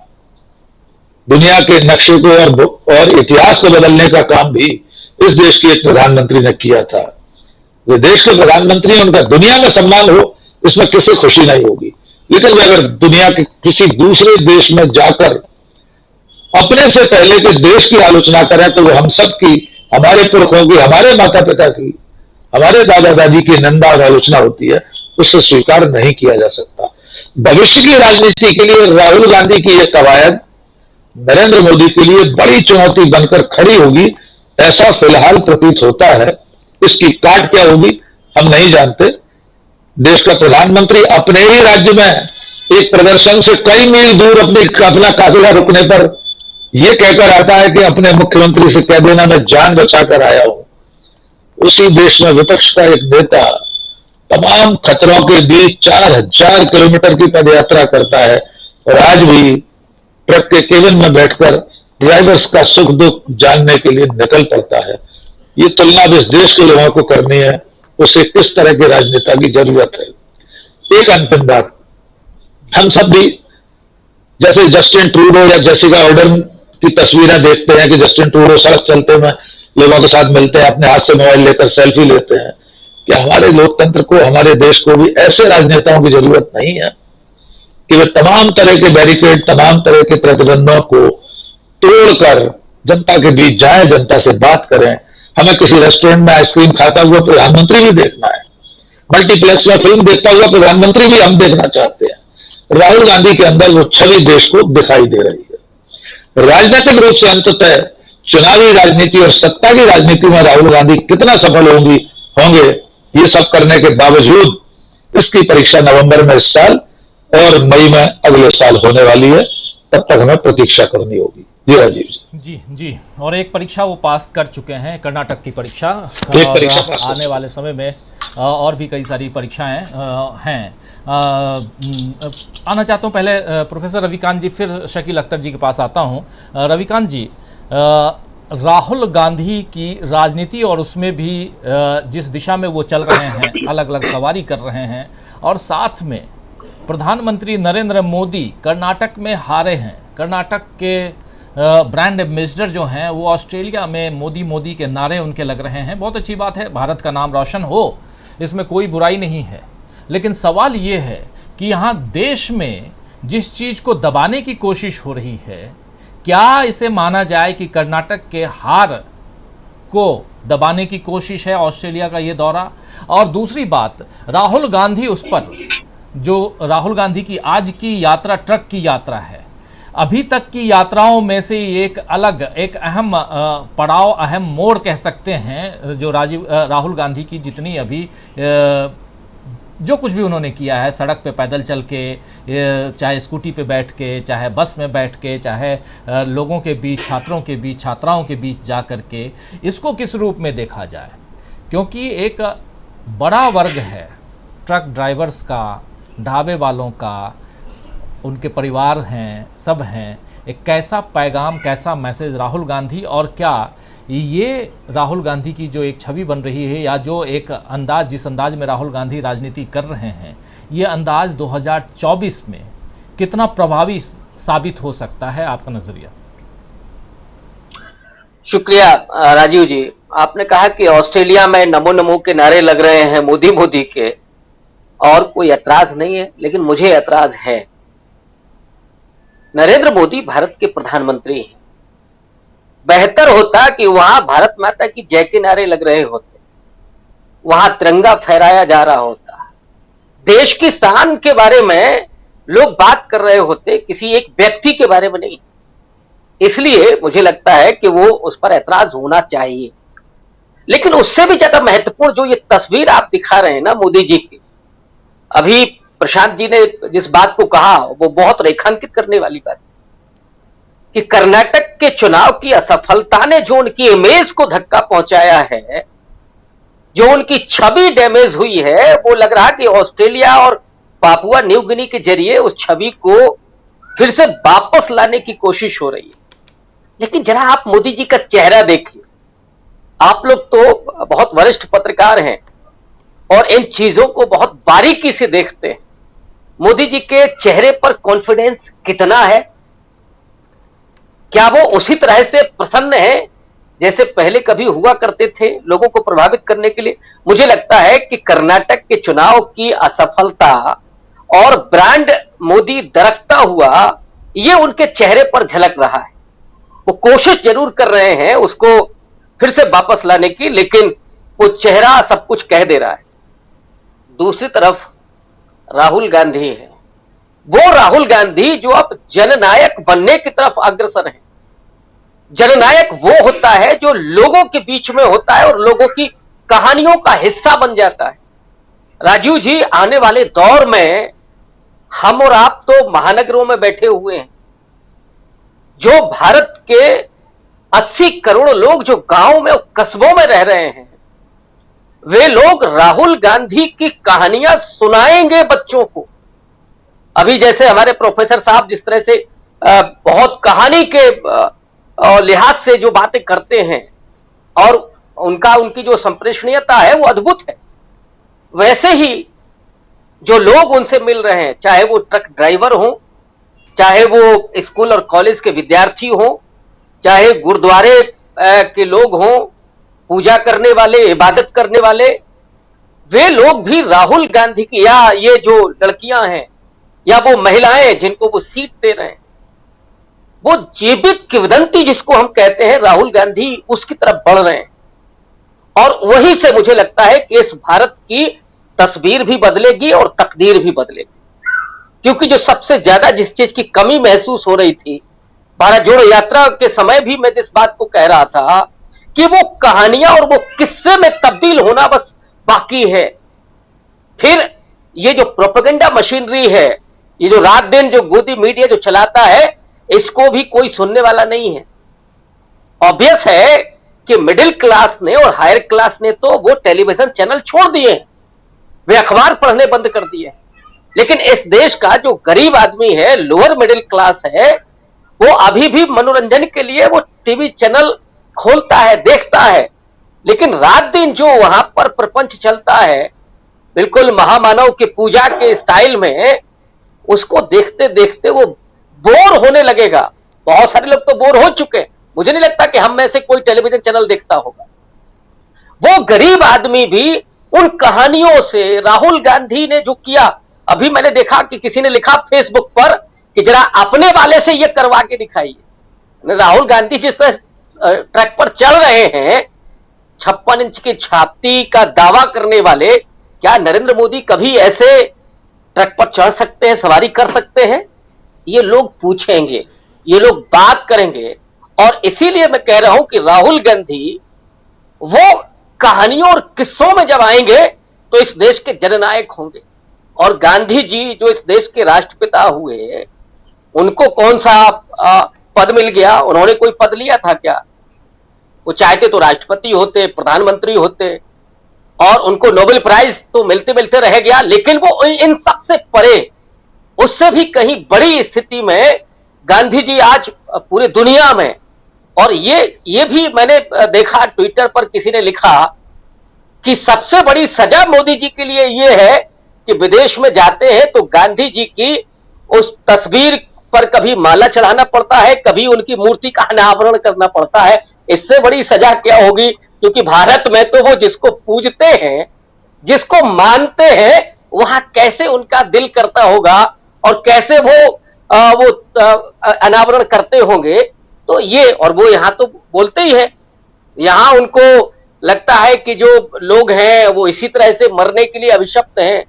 दलितों पर कुछ मत बोलो, हमको गोली मार दो, लेकिन कोई कानून व्यवस्था नाम पर कोई सवाल नहीं होगा। लेकिन वहां जाकर के बुद्ध की बात होगी, गांधी की बात होगी। तो नरेंद्र मोदी जी का जो मीडिया के जरिए जो पूरी छवि बनी थी, वो बहुत दरक चुकी है। और राहुल गांधी इस समय किस्सों और कहानियों में सामने आ रहे हैं, और मुझे लगता है कि इसका चुनावी लाभ भी डेफिनेटली कांग्रेस पार्टी को होगा। और यही चिंता की लकीरें नरेंद्र मोदी के चेहरे पर दिखाई पड़ रही। जी जी बिल्कुल। शकील अख्तर जी, आपसे समझना चाहता हूं, राहुल गांधी का ये अंदाज, अभी कुछ दिन पहले आपने एक ट्वीट किया था कि किसी और ने कर्नाटक का चुनाव जितवा दिया।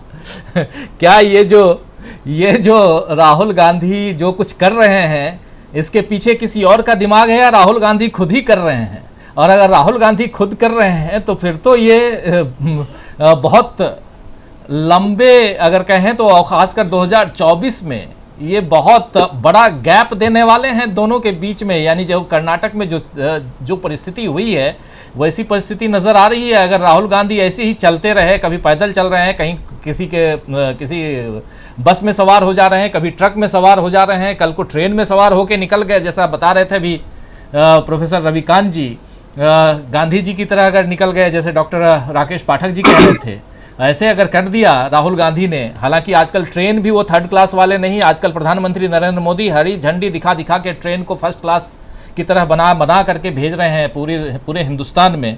तो पता नहीं कैसी ट्रेन मिले राहुल गांधी को। और वैसे में अगर वो पटरी के किनारे किनारे भी चलने लगे हैं तो परिस्थितियां बहुत बदली हुई नजर आएंगी। शकील अख्तर जी। देखिए राजीव जी, आपको मालूम है कि राहुल गांधी एक ऐसे नेता हैं जिन्हें कोई नहीं चला सकता। राहुल गांधी जो खुद ठीक समझते हैं वो वही करते हैं। राहुल गांधी अभी भारत में ही हैं और अमेरिका जाने वाले हैं। उससे पहले आप देख रहे हैं कि प्रधानमंत्री मोदी की यात्रा को पूरा गोदी मीडिया किस तरह दिखा रहा है, किस तरह बता रहा है। उसके पीछे सबसे बड़ा कारण यही है कि उसको मालूम है कि अमेरिका जाकर राहुल गांधी को जो लोकप्रियता मिलेगी, वहां जिस तरह लोग अपने आप मिलने के लिए उनसे आएंगे, वो एक बहुत बड़ी लकीर अपने आप बन जाएगी। देखिए राजीव जी, सबसे इंपॉर्टेंट बात है, हम लोग जो बात कर रहे हैं उसमें हिंदुस्तान के प्रधानमंत्री कोई पहली बार विदेश नहीं गए हैं। भारत एक बहुत बड़ा देश है, बहुत ताकतवर देश है, बहुत बड़ी आबादी का देश है। भारत के प्रधानमंत्री की ये इज्जत, ये सम्मान हमेशा से होता आया है। लेकिन भारत के हर पीएम ने इसको समझा है और इसको भारत की इज्जत माना है, कोई अपना व्यक्तिगत सम्मान नहीं माना है। ये पहली बार है जब हमें इस तरह बताया जा रहा है कि भारत का सम्मान नहीं है बल्कि एक व्यक्ति का सम्मान है। ये बहुत ही आश्चर्यजनक बात भी है और दुखद भी है। देखिए मतलब कितनी एक सामान्य बात है कि भारत का पीएम जब भी विदेश जाता है तो वहां से वो भारत के लोगों को प्रभावित करने की कोशिश कभी नहीं करता है। तो भारत का पीएम विदेश जाकर वहां पे द्विपक्षीय बात करता है, अंतर्राष्ट्रीय समुदाय से बात करता है, अपने समकक्ष नेताओं से राजनीति, समाज, आर्थिक, विश्व के अन्य इशू जो आजकल सबसे बड़ा एनवायरमेंट हो गया है उसकी बात करता है। आप ऑस्ट्रेलिया जा रहे हैं, आप दूसरे देशों में जा रहे हैं और वहां से आप प्रभावित किसको कर रहे हैं?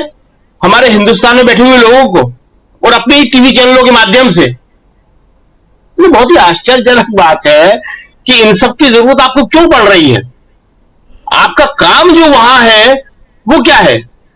आप देखिए कि इतने सारे बातें हो रही हैं हमारे यहाँ टीवी पे, 24 घंटे चल रहा है, हम लोग भी बात कर रहे हैं, लेकिन सिर्फ पीएम मोदी के बाहर से आने वाले फोटो ही फोटो है, वीडियो ही वीडियो है। कोई एक बात ऐसी है जिस पर हम चर्चा कर रहे हैं? क्या गोदी मीडिया चर्चा कर रहा है कि प्रधानमंत्री मोदी ने वहां पे दुनिया के सामने ये बात रखी, जैसे नेहरू रखते थे पंचशील की बात, जैसे नेहरू रखते थे नॉन-अलायंस की बात, जैसे इंदिरा गांधी कहती थी कि अमेरिका की दादागिरी को दुनिया नहीं सहेगी अब। तो वहां जाके आप कर क्या रहे हैं? हिंदुस्तान के लोगों को इकट्ठा करके वहां भाषण देना, ये अपने आप में कोई बहुत बड़ी सफलता है क्या? देखिए इसीलिए राहुल गांधी जब यहां पे जो कुछ करते हैं बिना किसी प्रचार के करते हैं, वो एक बहुत बड़ी बात हो जाती है। और एक बात हम बताएंगे, ये समझना बहुत जरूरी है, इसको गोदी मीडिया कभी नहीं बताती है। राहुल गांधी जितने भी प्रोग्राम हिंदुस्तान में करते हैं वो अधिकांशतः बिना मीडिया को बताए होते हैं। वो अपने आप से उनको करते हैं और बाद में हमेशा मीडिया को मालूम पड़ता है। हम नाम ले लेके उन पत्रकारों की बता सकते हैं जो हमेशा से राहुल को कवर करते रहे, हम भी कवर करते रहे 2004 से लगातार हर प्रोग्राम में, और वो सारे बड़े बड़े पत्रकार हैं।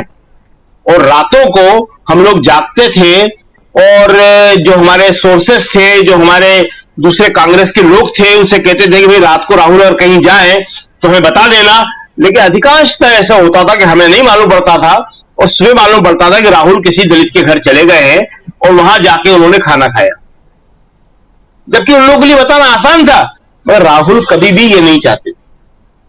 विदेशी लोग यहां पे आते थे, इंग्लैंड के विदेश मंत्री यहां पे आए, उनको साथ लेके राहुल अमेठी और रायबरेली के दौरे पर गए और वहां उनको लेके गांव का जीवन दिखाने के लिए ले गए। और हम लोग जो वहीं पे थे, रायबरेली में थे, सारस में रुके हुए थे, और लेट मालूम पड़ा, किसी को नहीं मालूम पड़ा, हमें ही नहीं, सारा पत्रकार, सारा कैमरा सब वहां बैठा रहा। क्यों? क्योंकि राहुल बताने में विश्वास ही नहीं करते हैं। और ये अपने आप में एक बहुत बड़ी बात है। आप किसी भी मीडिया के जो रिपोर्टर रहे हैं और आज संपादक हो गए हैं, उनसे पूछ के देखिए, वो आपसे 1 to 1 बात में मान जाएंगे इस बात को कि हाँ यार, वो आदमी इस मामले में तो गजब का है। तो ये एक प्रचार और एक बिना प्रचार के प्रचार मिल जाना, ये दोनों अपने आप में बहुत अलग किस्म की बातें हैं। जनता कभी ये नहीं चाहती कि उसका नेता उसको पकड़ पकड़ के बताए कि देखो मैं तुम्हारे लिए ये कर रहा हूं। आज की तारीख में अगर आप देखेंगे कि विदेश में गए हुए हमारे प्रधानमंत्री जो है, वहां से भारत के लिए क्या ला रहे हैं, वहां से भारत को क्या मिलने वाला है, तो हमें कुछ भी मालूम नहीं पड़ेगा। हाँ, फोटो बहुत सारे मिल जाएंगे, वीडियो बहुत सारे मिल जाएंगे, जिसमें सिर्फ उनकी छवि निखरती हुई हमको दिखेगी। इससे भारत को कोई फायदा होने वाला नहीं है। आज भारत का जो पूरी दुनिया में सम्मान है, वो इसलिए है और सिर्फ इसलिए है कि यहां के पढ़े लिखे लोग विदेशों में गए और वहां पे जाके उन्होंने काम किया, प्रोफेशनल काम किया, और उससे भारत का नाम हुआ। वो डॉक्टर हैं, वो इंजीनियर हैं, वो इंडस्ट्री में है, वो आर्थिक क्षेत्रों में है, बैंकिंग में है, वो सब जगह। लेकिन आप देखिए कि उसके बाद अभी 9 साल हो रहे हैं मोदी जी को, और इस बात का बहुत प्रचार किया जा रहा है कि 9 साल में क्या किया, और एक लिस्ट बता दी जाती है कि इतने IIT खुले और इतने मेडिकल खुले और इतने एम्स खुल गए। उन एम्स में जिन्होंने बताया है, नाम लेना नहीं चाहते बीजेपी के नेताओं का और मीडिया वालों का, कोई एक भी जाके अपना इलाज कराना पसंद करेगा? बिल्कुल दिल्ली के पास ये झज्जर वहां खोला है, कोई चला जाए वहां पे। सिर्फ नाम लेने से कुछ नहीं होता। एम्स का एक दर्जा है और वो एक ही है दिल्ली के अंदर। इसी तरह जो IIT नेहरू जी ने खोले थे, वो 8-9 IIT वही है, वो IIM वही है। ऐसे तो आप चले भी जाइए किसी भी हाईवे पे, सड़क के किनारे जाने कितने इंजीनियरिंग कॉलेज आपको मिल जाएंगे, लेकिन उसका कोई मतलब नहीं है। और एक जो सबसे बड़ी बात जो हम कहना चाहेंगे कि राहुल गांधी जो है, वो अभी ट्रक में गए जिसका आप जिक्र कर रहे थे। राहुल गांधी इस तरह की जाने कितनी यात्राएं कर चुके हैं और हर बार वे अपना रिकॉर्ड खुद तोड़ते हैं। राहुल गांधी ने अभी 4000 किलोमीटर की पैदल भारत यात्रा करी, जिसमें आप कई जगह शामिल रहे। राहुल गांधी अभी ट्रक में वहां चले गए, बस में गए थे, अभी कर्नाटक में, ट्रेन में बंबई में गए थे, लोकल ट्रेन में। ऐसे 50 उदाहरण हैं। और ये सिर्फ और सिर्फ एक ही बात बताते हैं कि राहुल जो है वो भारत के आम आदमी की तरह सहज या सीधे हैं। वो एक सफेद टी-शर्ट पहन के वो हर जगह चले जाते हैं। और ये बात कोई भी नेता कर सकता है, मगर उसके लिए उसे जनता के साथ जुड़ना होगा। उसकी जो क्लास सिंपैथी है, उसको अपना वर्ग चुनना होगा। वो वर्ग क्या है? वो वर्ग वही है जो गरीब है, कमजोर है, जो आदमी मेहनत कश है, और राहुल वही काम कर रहे हैं। जी राजीव जी बिल्कुल बिल्कुल। राहुल गांधी की राजनीति क्या कहती है, ये समझने की हम कोशिश कर रहे हैं। समय हालांकि आज हम लोग थोड़ा ऑस्ट्रेलिया भी चले गए थे और नीरज नंदा जी हमारे साथ जुड़े हुए थे। उनकी बात भी यहाँ ज़रूरत इसलिए भी थी कि आखिर प्रधानमंत्री नरेंद्र मोदी क्या इस हार के गम को भुलाने के लिए ऑस्ट्रेलिया गए हैं, और इधर जले पे नमक छिड़क रहे हैं राहुल गांधी, ट्रक पे सवारी कर रहे हैं। क्या राहुल गांधी, क्योंकि राहुल गांधी की पदयात्रा की तस्वीरें सुनने में ये आता है कि बीजेपी कार्यालय में जब जब राहुल गांधी की पदयात्रा की तस्वीरें लोग देखते हैं तो वो परेशान हो उठते हैं क्या ये परेशानियों पे और परेशानी डालने की कोशिश है राहुल गांधी की? तो बहुत सारे सवाल हैं, इन सवालों के जवाब ढूंढेंगे। एक बार अमलेंदु उपाध्याय जी आपके पास आना चाहता हूं, फिर जल्दी इस कार्यक्रम को समाप्त करते हैं। अमलेंदु जी, किस रूप में देखा जाए, क्या ये हार के गम को टालना एक उधर जिसमें बहुत सारी तस्वीरें आ रही हैं, और दूसरी तरफ राहुल गांधी की ये सियासत क्या कहलाती है आपके नज़र में? देखिए राजीव जी, एक तो प्रधानमंत्री गम दूर करने के लिए मुझे लगता है नहीं गए होंगे। गम तो आ पड़े उनके गले, उन्हें उम्मीद नहीं रही होगी कब उनके गले लग जाएंगे, क्योंकि ये कार्यक्रम पहले से निर्धारित थे। तो अब गले उनके गम आके पड़ गए हैं, तो बेचारे करें तो करें क्या आखिर। तो अब ये तो संकट वाली स्थिति है ना, तो इसलिए अब उन्हें जाना तो था ही। अब उधर जो थी वो क्वाइट की मीटिंग होनी थी, और वो नीरज जी बता गए कि वो क्वाइट की मीटिंग स्थगित हो गई। तो अब कुछ ना कुछ तो ढोल तमाशा करना ही था, तो वो जाके किया गया है। लेकिन राजीव जी, प्रधानमंत्री जो है इस कृतज्ञ राष्ट्र के प्रधानमंत्री हैं, तो वो इस कृतज्ञ राष्ट्र की कृतज्ञता जो है वो अर्पित करने से भूलते नहीं हैं। और इसलिए जाकर के देखिए हिरोशिमा में राष्ट्रपिता महात्मा गांधी की प्रतिमा का अनावरण करते हैं, मूर्ति का अनावरण करते हैं, और ये बार बार याद दिलाते हैं सारी दुनिया को कि महात्मा गांधी ने इस देश की आज़ादी की लड़ाई लड़ी, और पंडित नेहरू ने इस देश के लिए जो है एक बड़ा स्वस्थ और सुदृढ़ लोकतंत्र दिया। तो ये विदेश में जाकर के वो बताते हैं। अब यहाँ उनकी मजबूरी है कि यहाँ उनको आकर के सावरकर याद करने पड़ते हैं। हालांकि बहुत से लोग जो है वो कह रहे हैं, पता नहीं है सही है या गलत है, कि 28 मई जो है उसको सावरकर से जोड़ा जा रहा है कि वो जन्मतिथि थी तो ओसामा बिन लादेन की बताई जाती है। अब पता नहीं है कि नहीं है, अब ये सब सोशल मीडिया के किस्से है, अब उन सबसे ले देना नहीं है। लेकिन जो सबसे बड़ी बात है राजीव जी, वो ये है कि आप दो राष्ट्रपतियों का अपमान करते हैं, और जब आप जो है संसद भवन का करते हैं शिलान्यास, तब भी राष्ट्रपति नहीं बुलाए जाते हैं, और जब आप करेंगे अनावरण उसका उद्घाटन करेंगे तब भी राष्ट्रपति नहीं आएंगी। तो ये दलितों और आदिवासियों के साथ ये जो है अपमान का भाव जो है, जो भारतीय जनता पार्टी मुझे लगता है कि संस्कारों में है, वो बार निकल करके आ जाता है। अब बात है राहुल गांधी की। राहुल गांधी जो कर रहे हैं राजीव जी, मुझे लगता है कि 8 पहियों की गाड़ी पर चढ़ के राहुल गांधी ने 8 करोड़ की गाड़ी का जो है वो कचूमर निकाल दिया एक तरीके से। अब वो तो बैठ गए केबिन में जाकर के। अब मुझे पता नहीं कि हम में से कितने लोगों ने उस केबिन की सवारी की या नहीं की, लेकिन मैंने बहुत की है स्टूडेंट लाइफ में, बहुत उन केबिनों में बैठा हूं। तो उसका बड़ा दिव्य अनुभव होता है राजीव जी, और बड़ा उसका आनंद भी आता है और बड़ा डर भी लगता है उसमें बैठ करके। तो लेकिन राहुल गांधी ये एडवेंचर जो है वो करते रहते हैं। और सबसे बड़ी बात ये है कि वो देखिए जिस पोजीशन में बैठे हैं, मतलब जिस पोजीशन में ट्रक का हेल्पर बैठता है, बिल्कुल ठीक उसी पोजीशन से राहुल गांधी बैठे हुए हैं। यानी कि वो एक आम आदमी के साथ अपना तादाद में जो है वो स्थापित कर रहे हो। जिस तरीके से लोगों से बातचीत कर रहे हैं, देखिए बराबर से गाड़ी निकलती जाती है तो गाड़ी को जो सचिन ड्राइव कर रहे हैं वो हाथ हिलाते हैं, तो राहुल गांधी भी अंदर से हाथ हिला के उसका अभिवादन करते हैं। ये नहीं है कि 60 किलोमीटर की स्पीड से जो है वो बंगलुरु की सड़कों पर दौड़ पड़े एकदम से, ऐसा नहीं है। तो जो तादाद में राहुल गांधी स्थापित कर रहे हैं आम जनता के साथ में, वो बहुत काबिले तारीफ है, वो काबिले गौर है।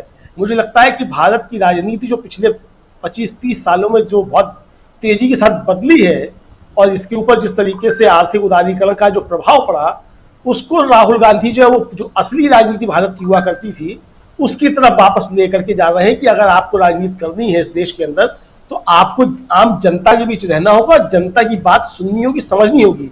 आपको जनता के मन की बातें समझनी होंगी, अपनी मनमौजी बातें वो नहीं करनी होगी। आज जो कांग्रेस ने ट्वीट किया है जब राहुल गांधी के इस वीडियो को, तो उसके साथ में यही कहा है कि ड्राइवर्स के मन की बात जो उन्होंने सुनी, तो यानी जो लोगों के मन की बात है, आम जनता के मन की बात है, वो इस देश के राजनेताओं को सुननी होगी। क्योंकि जो नीतियां बनती हैं, सरकार जो नीतियां बनाती है वो आम जन के लिए बनती है। जगह आपको समस्याओं का आभास ही नहीं होगा कि आम आदमी किन समस्याओं को रोज अपनी जिंदगी में उसको झेलता है, तो आपकी वो नीतियां किसके लिए होंगी? क्योंकि आप तो बैठे हुए हैं सूट बूट के लोगों के बीच में। आप जो है जिन लोग भी जो बैठे हुए हैं, कोई अरबपति है, कोई करोड़पति है, कोई खरबपति, आप उनके बीच में, तो उनकी समस्याएं दूसरे तरीके की हैं।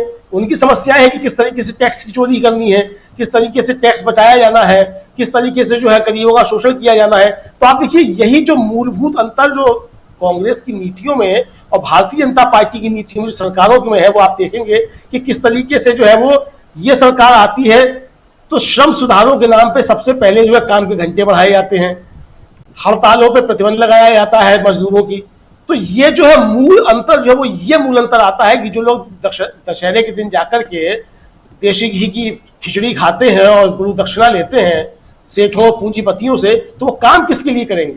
वो काम उन्हीं के लिए करेंगे जिनसे गुरु दक्षिणा ले रहे हैं। और जो आदमी सड़कों पे होगा, जो जनता के बीच होगा, जो जनता ये बात को समझेगा, वो जब नीतियां बनाएगा तो वो मानेगा ये नीतियां बनेगी राजीव जी। जी बिल्कुल। तो ये जमीन आसमान का अंतर है। राहुल गांधी इसी राजनीति को परिवर्तित करने का काम कर रहे हैं, मुझको लगता है। और ये चुनाव में इसका फायदा मिले ना मिले, क्या कितना मिले वो अलग का मसला है। लेकिन जो जब राहुल गांधी की भारत जोड़ो यात्रा चल रही थी, मैंने उसमें भी एक बात कही थी कि हर सड़क की एक मंजिल होती है राजीव जी, और राहुल गांधी भारत जोड़ो यात्रा से लगातार सड़कों पे हैं। तो इन सड़कों की एक मंजिल जरूर है। अब वो मंजिल कहां पहुंचेगी ये देखना है, वो मंजिल क्या है। राहुल गांधी लगता है उस मंजिल को तय कर चुके हैं। प्रधानमंत्री नरेंद्र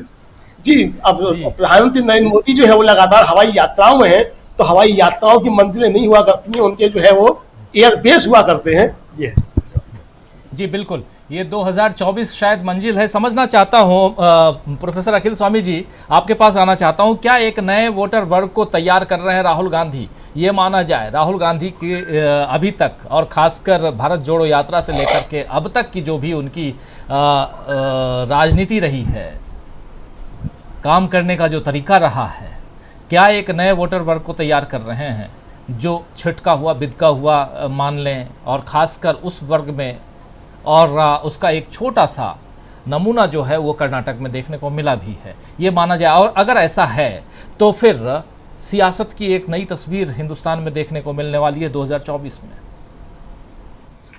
देखिए राजीव जी, मुझे ऐसा लगता है कि मोदी जी और राहुल जी के जो व्यक्तित्व और उनका प्रेजेंटेशन है उसमें अंतर समझिए। राहुल गांधी जब बस के अंदर बच्चियों से मिलते हैं तो हमारा ध्यान जो है बच्चियों की हंसी पे जाता है, बच्चियों की खुशी पर जाता है।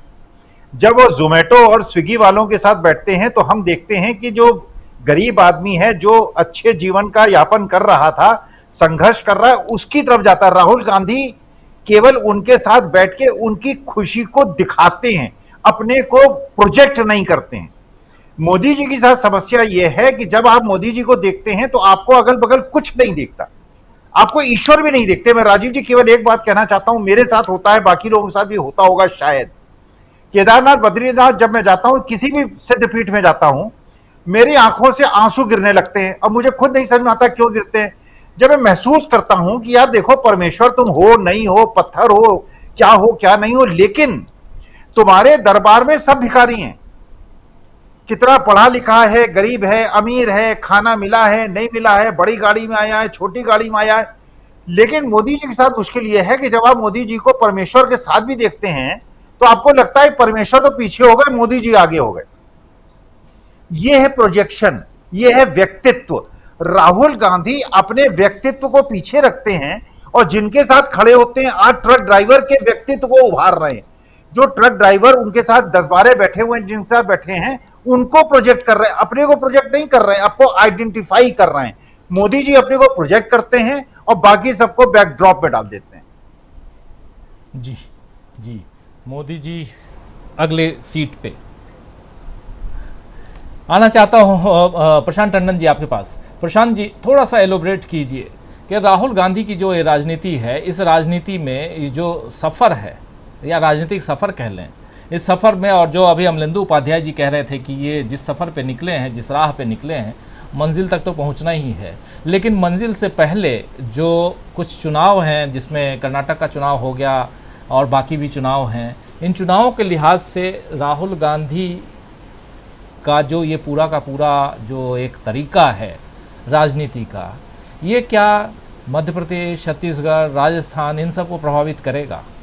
क्या ये कनेक्शन जो है, चाहे अगर इस ट्रक की सवारी को ही देख लें, पंजाब या चंडीगढ़ से अंबाला का सफ़र और वहाँ से फिर शिमला जाना, क्या ये कनेक्ट करता है राजस्थान को? क्या ये कनेक्ट करता है छत्तीसगढ़ को? क्या ये कनेक्ट करता है तेलंगाना और मध्य प्रदेश को? राजीव जी, ये जो राहुल गांधी कर रहे हैं, ये दिल्ली से चंडीगढ़ या अंबाला या राजस्थान, छत्तीसगढ़, मध्य प्रदेश, इनसे आगे की बात है और ये भारत के भविष्य की बात है। और ये मैं क्यों कह रहा हूँ, और दूसरे नेताओं को भी ये सोचना चाहिए, करना चाहिए। एक व्यवस्था चली भारत में पिछले कुछ दिनों से, पिछले कुछ वर्षों से, और वो व्यवस्था ये चली कि जो सैकड़ों साल से एक वर्चस्ववादी समाज जो तमाम इदारों पे, इंस्टीट्यूशंस पे सब जगह बैठा हुआ है, उसका गठजोड़ हुआ जब उसको चुनौती मिली, जब नया मिडिल क्लास आया और उसको चुनौती मिली, तो उसने पहला काम किया कि दोस्ती की कॉरपोरेट से। अब जो आपके सामने जो मॉडल है वो कॉरपोरेट और वर्चस्ववाद का मॉडल है, सामाजिक वर्चस्ववाद और कॉरपोरेट का मॉडल है, ये गठबंधन है। इसने ये तय किया कि जिसको हम प्रचारित करेंगे वो नेता बनेगा। माध्यम हमारे पास है, टीवी चैनल हमारे हैं, अखबार हमारे हैं, सोशल मीडिया हमारा है। हम जिसको तय करेंगे वो नेता बनेगा। जिन मुद्दों पे हम तय करेंगे कि देश की राजनीति हो, वो मुद्दों पे राजनीति होगी। पिछले 10 साल से हम देख रहे हैं हिंदू मुसलमान पे राजनीति हो रही है, कोई 3 तलाक पे राजनीति हो रही है। क्या करते हैं ये टीवी चैनल? ये टीवी चैनल कोई सांप्रदायिक नहीं हो गए हैं, ये उसी गठजोड़ का एक नमूना है जो सामाजिक वर्चस्ववाद और पूंजीपति का है, ये अंबानी अडानी लोगों का। राहुल गांधी उस वर्चस्व को तोड़ रहे हैं।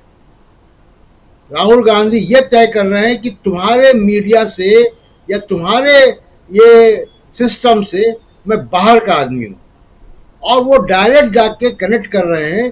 तो ये जो मीडिया की मोनोपोली है वर्चस्ववाद के साथ, कि हम जो मुद्दे दिखाएंगे वही चर्चा में होगा, उसी की चर्चा देश करेगा, जिसको हम नेता बनाएंगे वो नेता बनेगा। मुझे लगता है कि राहुल गांधी इसको तोड़ रहे हैं ट्रक में बैठकर। राजीव जी, ट्रक में बैठकर के जिस चीज़ को राहुल गांधी तोड़ रहे हैं, क्या उससे कुछ जोड़ भी रहे हैं? आना चाहता हूं प्रोफेसर रविकांत जी, ये जुड़ाव कैसा है? क्या इस जुड़ाव में कर्नाटक का जो रिजल्ट है वो उसका रिफ्लेक्शन है, वो दिखाई देता है? अगर वो दिखाई देता है, पॉजिटिव वे में दिखाई देता है, तो फिर तो बाकी जो 5 राज्यों के चुनाव हैं और उसके बाद लोकसभा का चुनाव बीजेपी के लिए बहुत मुश्किल वाली घड़ी आने वाली है, ये माना जाए। देखिए राजीव जी, राहुल गांधी की सियासत को जब से कम मैं देख रहा हूं, वो लगातार जोड़ने की ही पॉलिटिक्स करते रहे हैं, और एक बेहद विनम्र, बहुत ईमानदार और बहुत सज्जन नेता के तौर पर उनकी छवि हम लोगों की आंखों में है। वो जब चुनाव जीतते हैं तो कभी अहंकार नहीं दिखाते। 3 राज्यों के चुनाव उनके अपने अध्यक्षीय कार्यकाल में, जब वो चुनाव हारते हैं तो उसी विनम्रता के साथ वो आकर के स्वीकार करते हैं। इसके अलावा जो लगातार उन्होंने कुछ पंचमार्क दिए, जैसे उन्होंने, मुझे लगता है कि आज के 3-4 साल पहले जब वो कहते थे कि इस देश में भारत और इंडिया 2 समाज हो गए हैं, तो ये जो भारत है जिसको पीछे छोड़ा जा रहा है, असमानता की बहुत गहरी खाई होती जा रही है। पर कैपिटा इनकम भले ही बढ़ गई हो, लेकिन आप देखिए कि असमानता कितनी हो गई। 81 करोड़ से ज्यादा लोगों को मोदी सरकार 5 किलो राशन दे रही है और उसका प्रचार कर रही है। इसके अलावा बेरोजगारी का जो आलम है, भूखमरी की हालत हो गई है इस देश में। किसान और नौजवान आत्महत्या कर रहा है, और अब तो व्यवसायी भी आत्महत्या कर रहा है। जीएसटी के कारण कानपुर में, जो मेरे बगल में है, उसमें से 2 दर्जन से ज्यादा बड़े व्यापारियों ने आत्महत्या की। ऐसे वक्त में राहुल गांधी लगातार लोगों के साथ खड़े होते हैं। वो जीएसटी के समय चेताते हैं, गब्बर सिंह टैक्स उसको कहते हैं। नोटबंदी के समय राहुल गांधी ने चेतावनी दी कि ये क्या हो रहा है। उसके अवज में मोदी जी ने अपनी 70 साल से अधिक की बुजुर्ग मां को लाइन में लगा दिया उसको काउंटर करने के लिए। और अब क्या हुआ कि आपको वो 2000 का नोट भी वापस लेना पड़ा, जो सो कॉल्ड चिप वाला था, जिसको ढूंढने में आसानी हो सकती थी कि कौन घोटाला कर रहा है वगैरह वगैरह, जिससे आतंकवाद खत्म हो सकता था, भ्रष्टाचार खत्म हो जाता। लेकिन पुलवामा हुआ इसी देश में और आज तक कोई जांच नहीं। राहुल गांधी उन सवालों को लगातार उठाए और इन सवालों को अगर आप बहुत व्यापक तौर पर देखें तो यही असली सामाजिक न्याय की राजनीति है, जिसको मैं समझता हूं जो बहुत जमीनी सामाजिक न्याय की राजनीति, जिसमें केवल वे नारे नहीं हैं।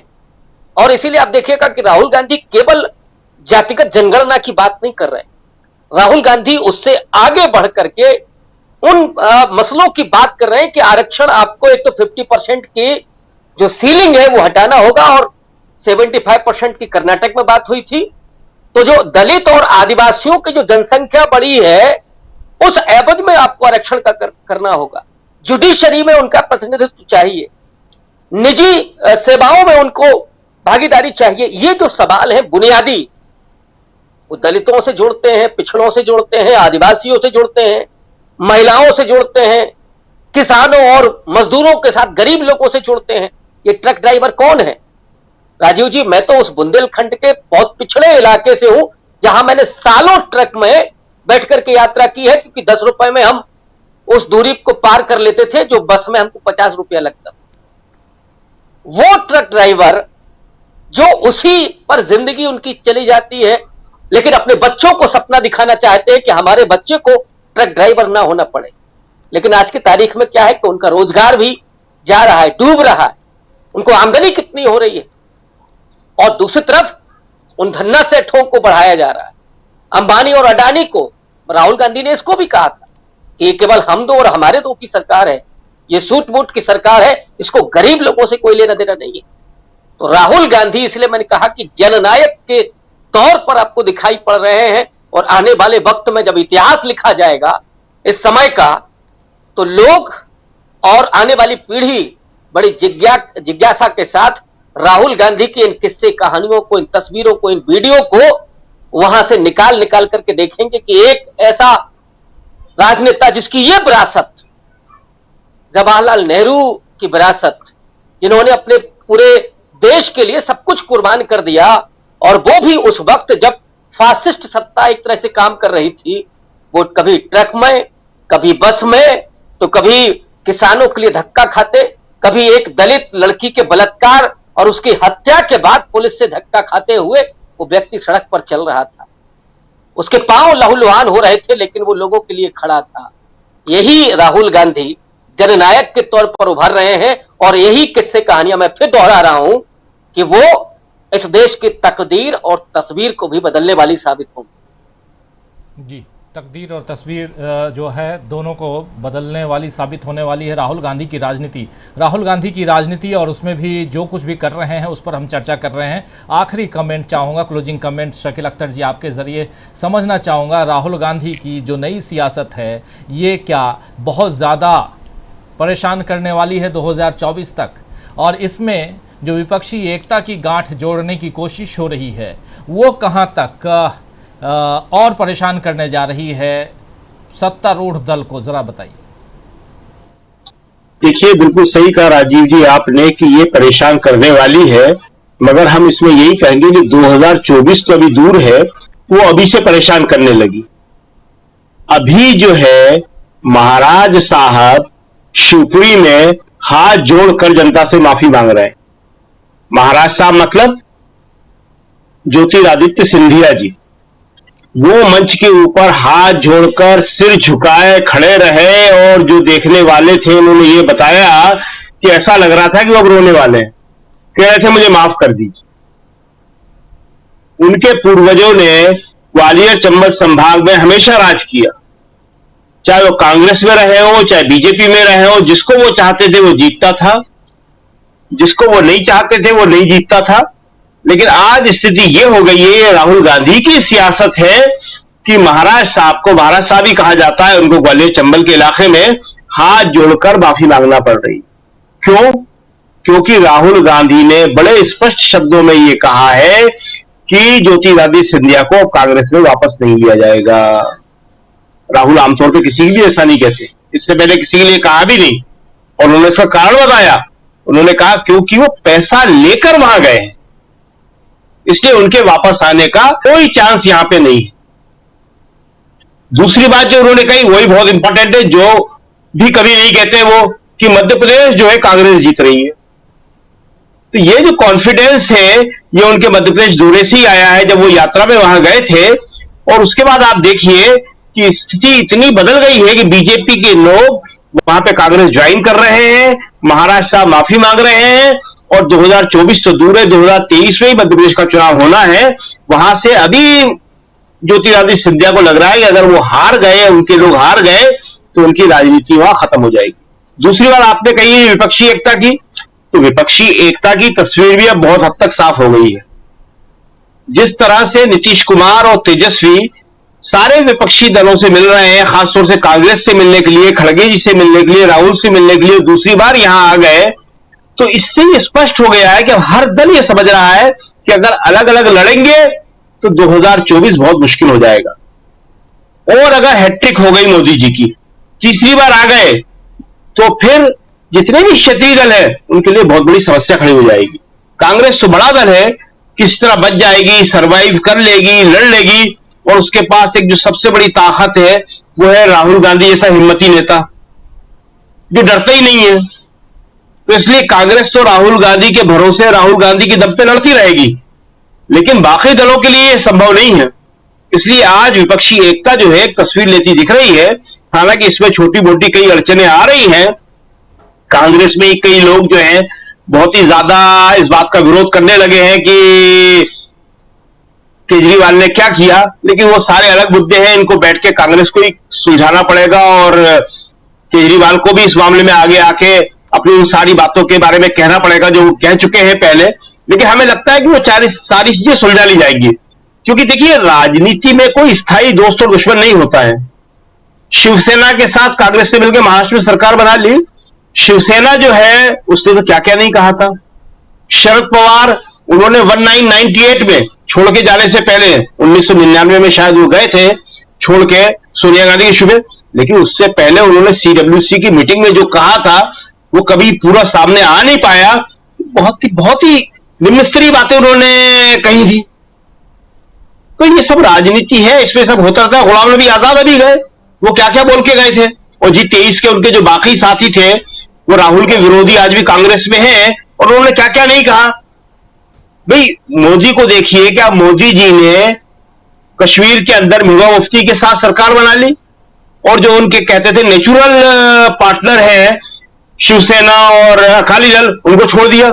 तो राजनीति में ये सब नहीं होता है कि कौन, राजनीति में ये देखा जाता है कि हम जनता के लिए जो काम कर रहे हैं उसमें आज जो हमारे साथ आ रहे हैं उनको साथ लेके चले, और बाकी जो है कुछ भी ऐसा नहीं होता है कि उसने ये कह दिया था या उसने ये कह दिया था।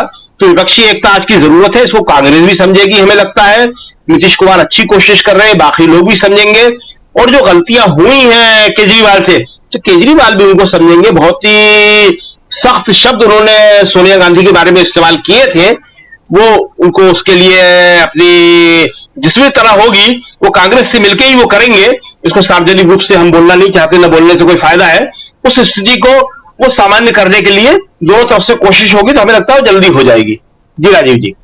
जी बहुत जल्दी होगी। विपक्षी एकता की तस्वीर जो है वो सामने होगी। और कल ही कह रहे थे जब नीतीश कुमार के साथ मुलाकात हुई थी कांग्रेस के अध्यक्ष और राहुल गांधी की, तो बात उसके बाद कही गई कि 1-2 दिन में बता दिया जाएगा कि अगली मीटिंग कहाँ होगी, मतलब तमाम विपक्षी दल एकजुट कहाँ होंगे, किस तारीख को होंगे। लेकिन इस बीच एक जो तारीख अपने सामने है वो है 28 तारीख, जिस दिन राहुल गांधी विदेश जा रहे हैं, अमेरिका जा रहे हैं। और 28 तारीख को ही यहाँ जो सेंट्रल विस्टा है उसमें जो संसद भवन है उसका उद्घाटन प्रधानमंत्री नरेंद्र मोदी अपने कर कमलों से करने जा रहे हैं। और कहा जा रहा है कि कम से कम संसद भवन का उद्घाटन, शिलान्यास नहीं तो उद्घाटन तो करवा लेते माननीय राष्ट्रपति महोदया जी के हाथों से, लेकिन ऐसा नहीं होने जा रहा है। इसको लेकर के भी काफ़ी लोगों में रोष है, गुस्सा है, और खासकर विपक्षी दल जो हैं हैरान हैं, परेशान हैं और नाराज़गी जाहिर कर रहे हैं अपने अपने अंदाज में।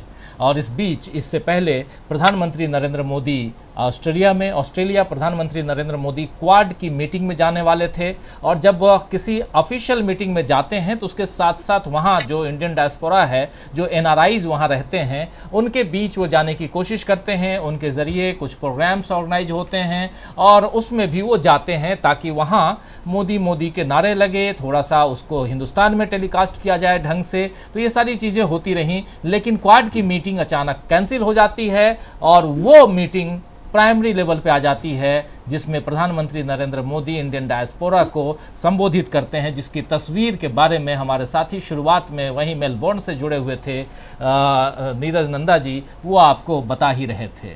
और इधर प्रधानमंत्री नरेंद्र मोदी उधर ऑस्ट्रेलिया में, और इधर राहुल गांधी अपनी राजनीति से दूर अगर कहें तो जनता के बीच मिलते हुए, जनता से मिलना, आप भी मिलते हैं, हम भी मिलते हैं, और एक दूसरे के दुख तकलीफ को अगर समझते हैं तो ये इसको सियासत से दूर रखा जाना चाहिए। और सियासत से अगर दूर रखते हैं तो राहुल गांधी जो कुछ कर रहे हैं वो इस देश के लिए आज की तारीख में बहुत इम्पॉर्टेंट है, बहुत ज़रूरी है, बहुत महत्वपूर्ण है। इसीलिए तो कुछ महिलाएं आती हैं, कहती हैं कि हमारे साथ ये परेशानी है। जो तस्वीर आप देखते हैं राहुल गांधी की बस में बैठे हुए, बगल में एक महिला एक तस्वीर दिखाती है शायद अपने बेटे की, और उसके आंखों में आंसू आ जाते हैं। तो ये अगर दुख दर्द आप बांटते हैं एक दूसरे का, तो इससे बड़ी बात और क्या हो सकती है। जन नेता वही होता है जिसके बारे में प्रोफेसर रविकांत जी और प्रोफेसर अखिल स्वामी जी कह रहे थे। तो जन नायक, जन नेता बनने की तरफ राहुल गांधी जिनको 2024 में और उससे पहले तक बहुत कुछ करना है। इस देश के बारे में बहुत सारी बातें होती हैं और ख़ासकर 24 पर सबकी निगाहें टिकी हुई हैं। 24 की बात हम आगे भी करेंगे। आज इस कार्यक्रम को समाप्त करूं उससे पहले बहुत शुक्रिया अदा करना चाहता हूं शकील अख्तर जी आपको, प्रोफेसर अखिल स्वामी जी आपको, प्रोफेसर रविकांत जी आपको, प्रशांत टंडन जी आपको, अमलेंदु उपाध्याय जी आपको, साथ में 2 और साथी जुड़े थे, डॉक्टर राकेश पाठक जी, और उधर मेलबोर्न से हमारे साथी नीरज नंदा जी। आप सबको बहुत शुक्रिया, बहुत धन्यवाद। और आप तमाम साथी जो बने हुए हैं, अपनी बात, अपने विचार लगातार, और आप लोग जो भी अचीवमेंट है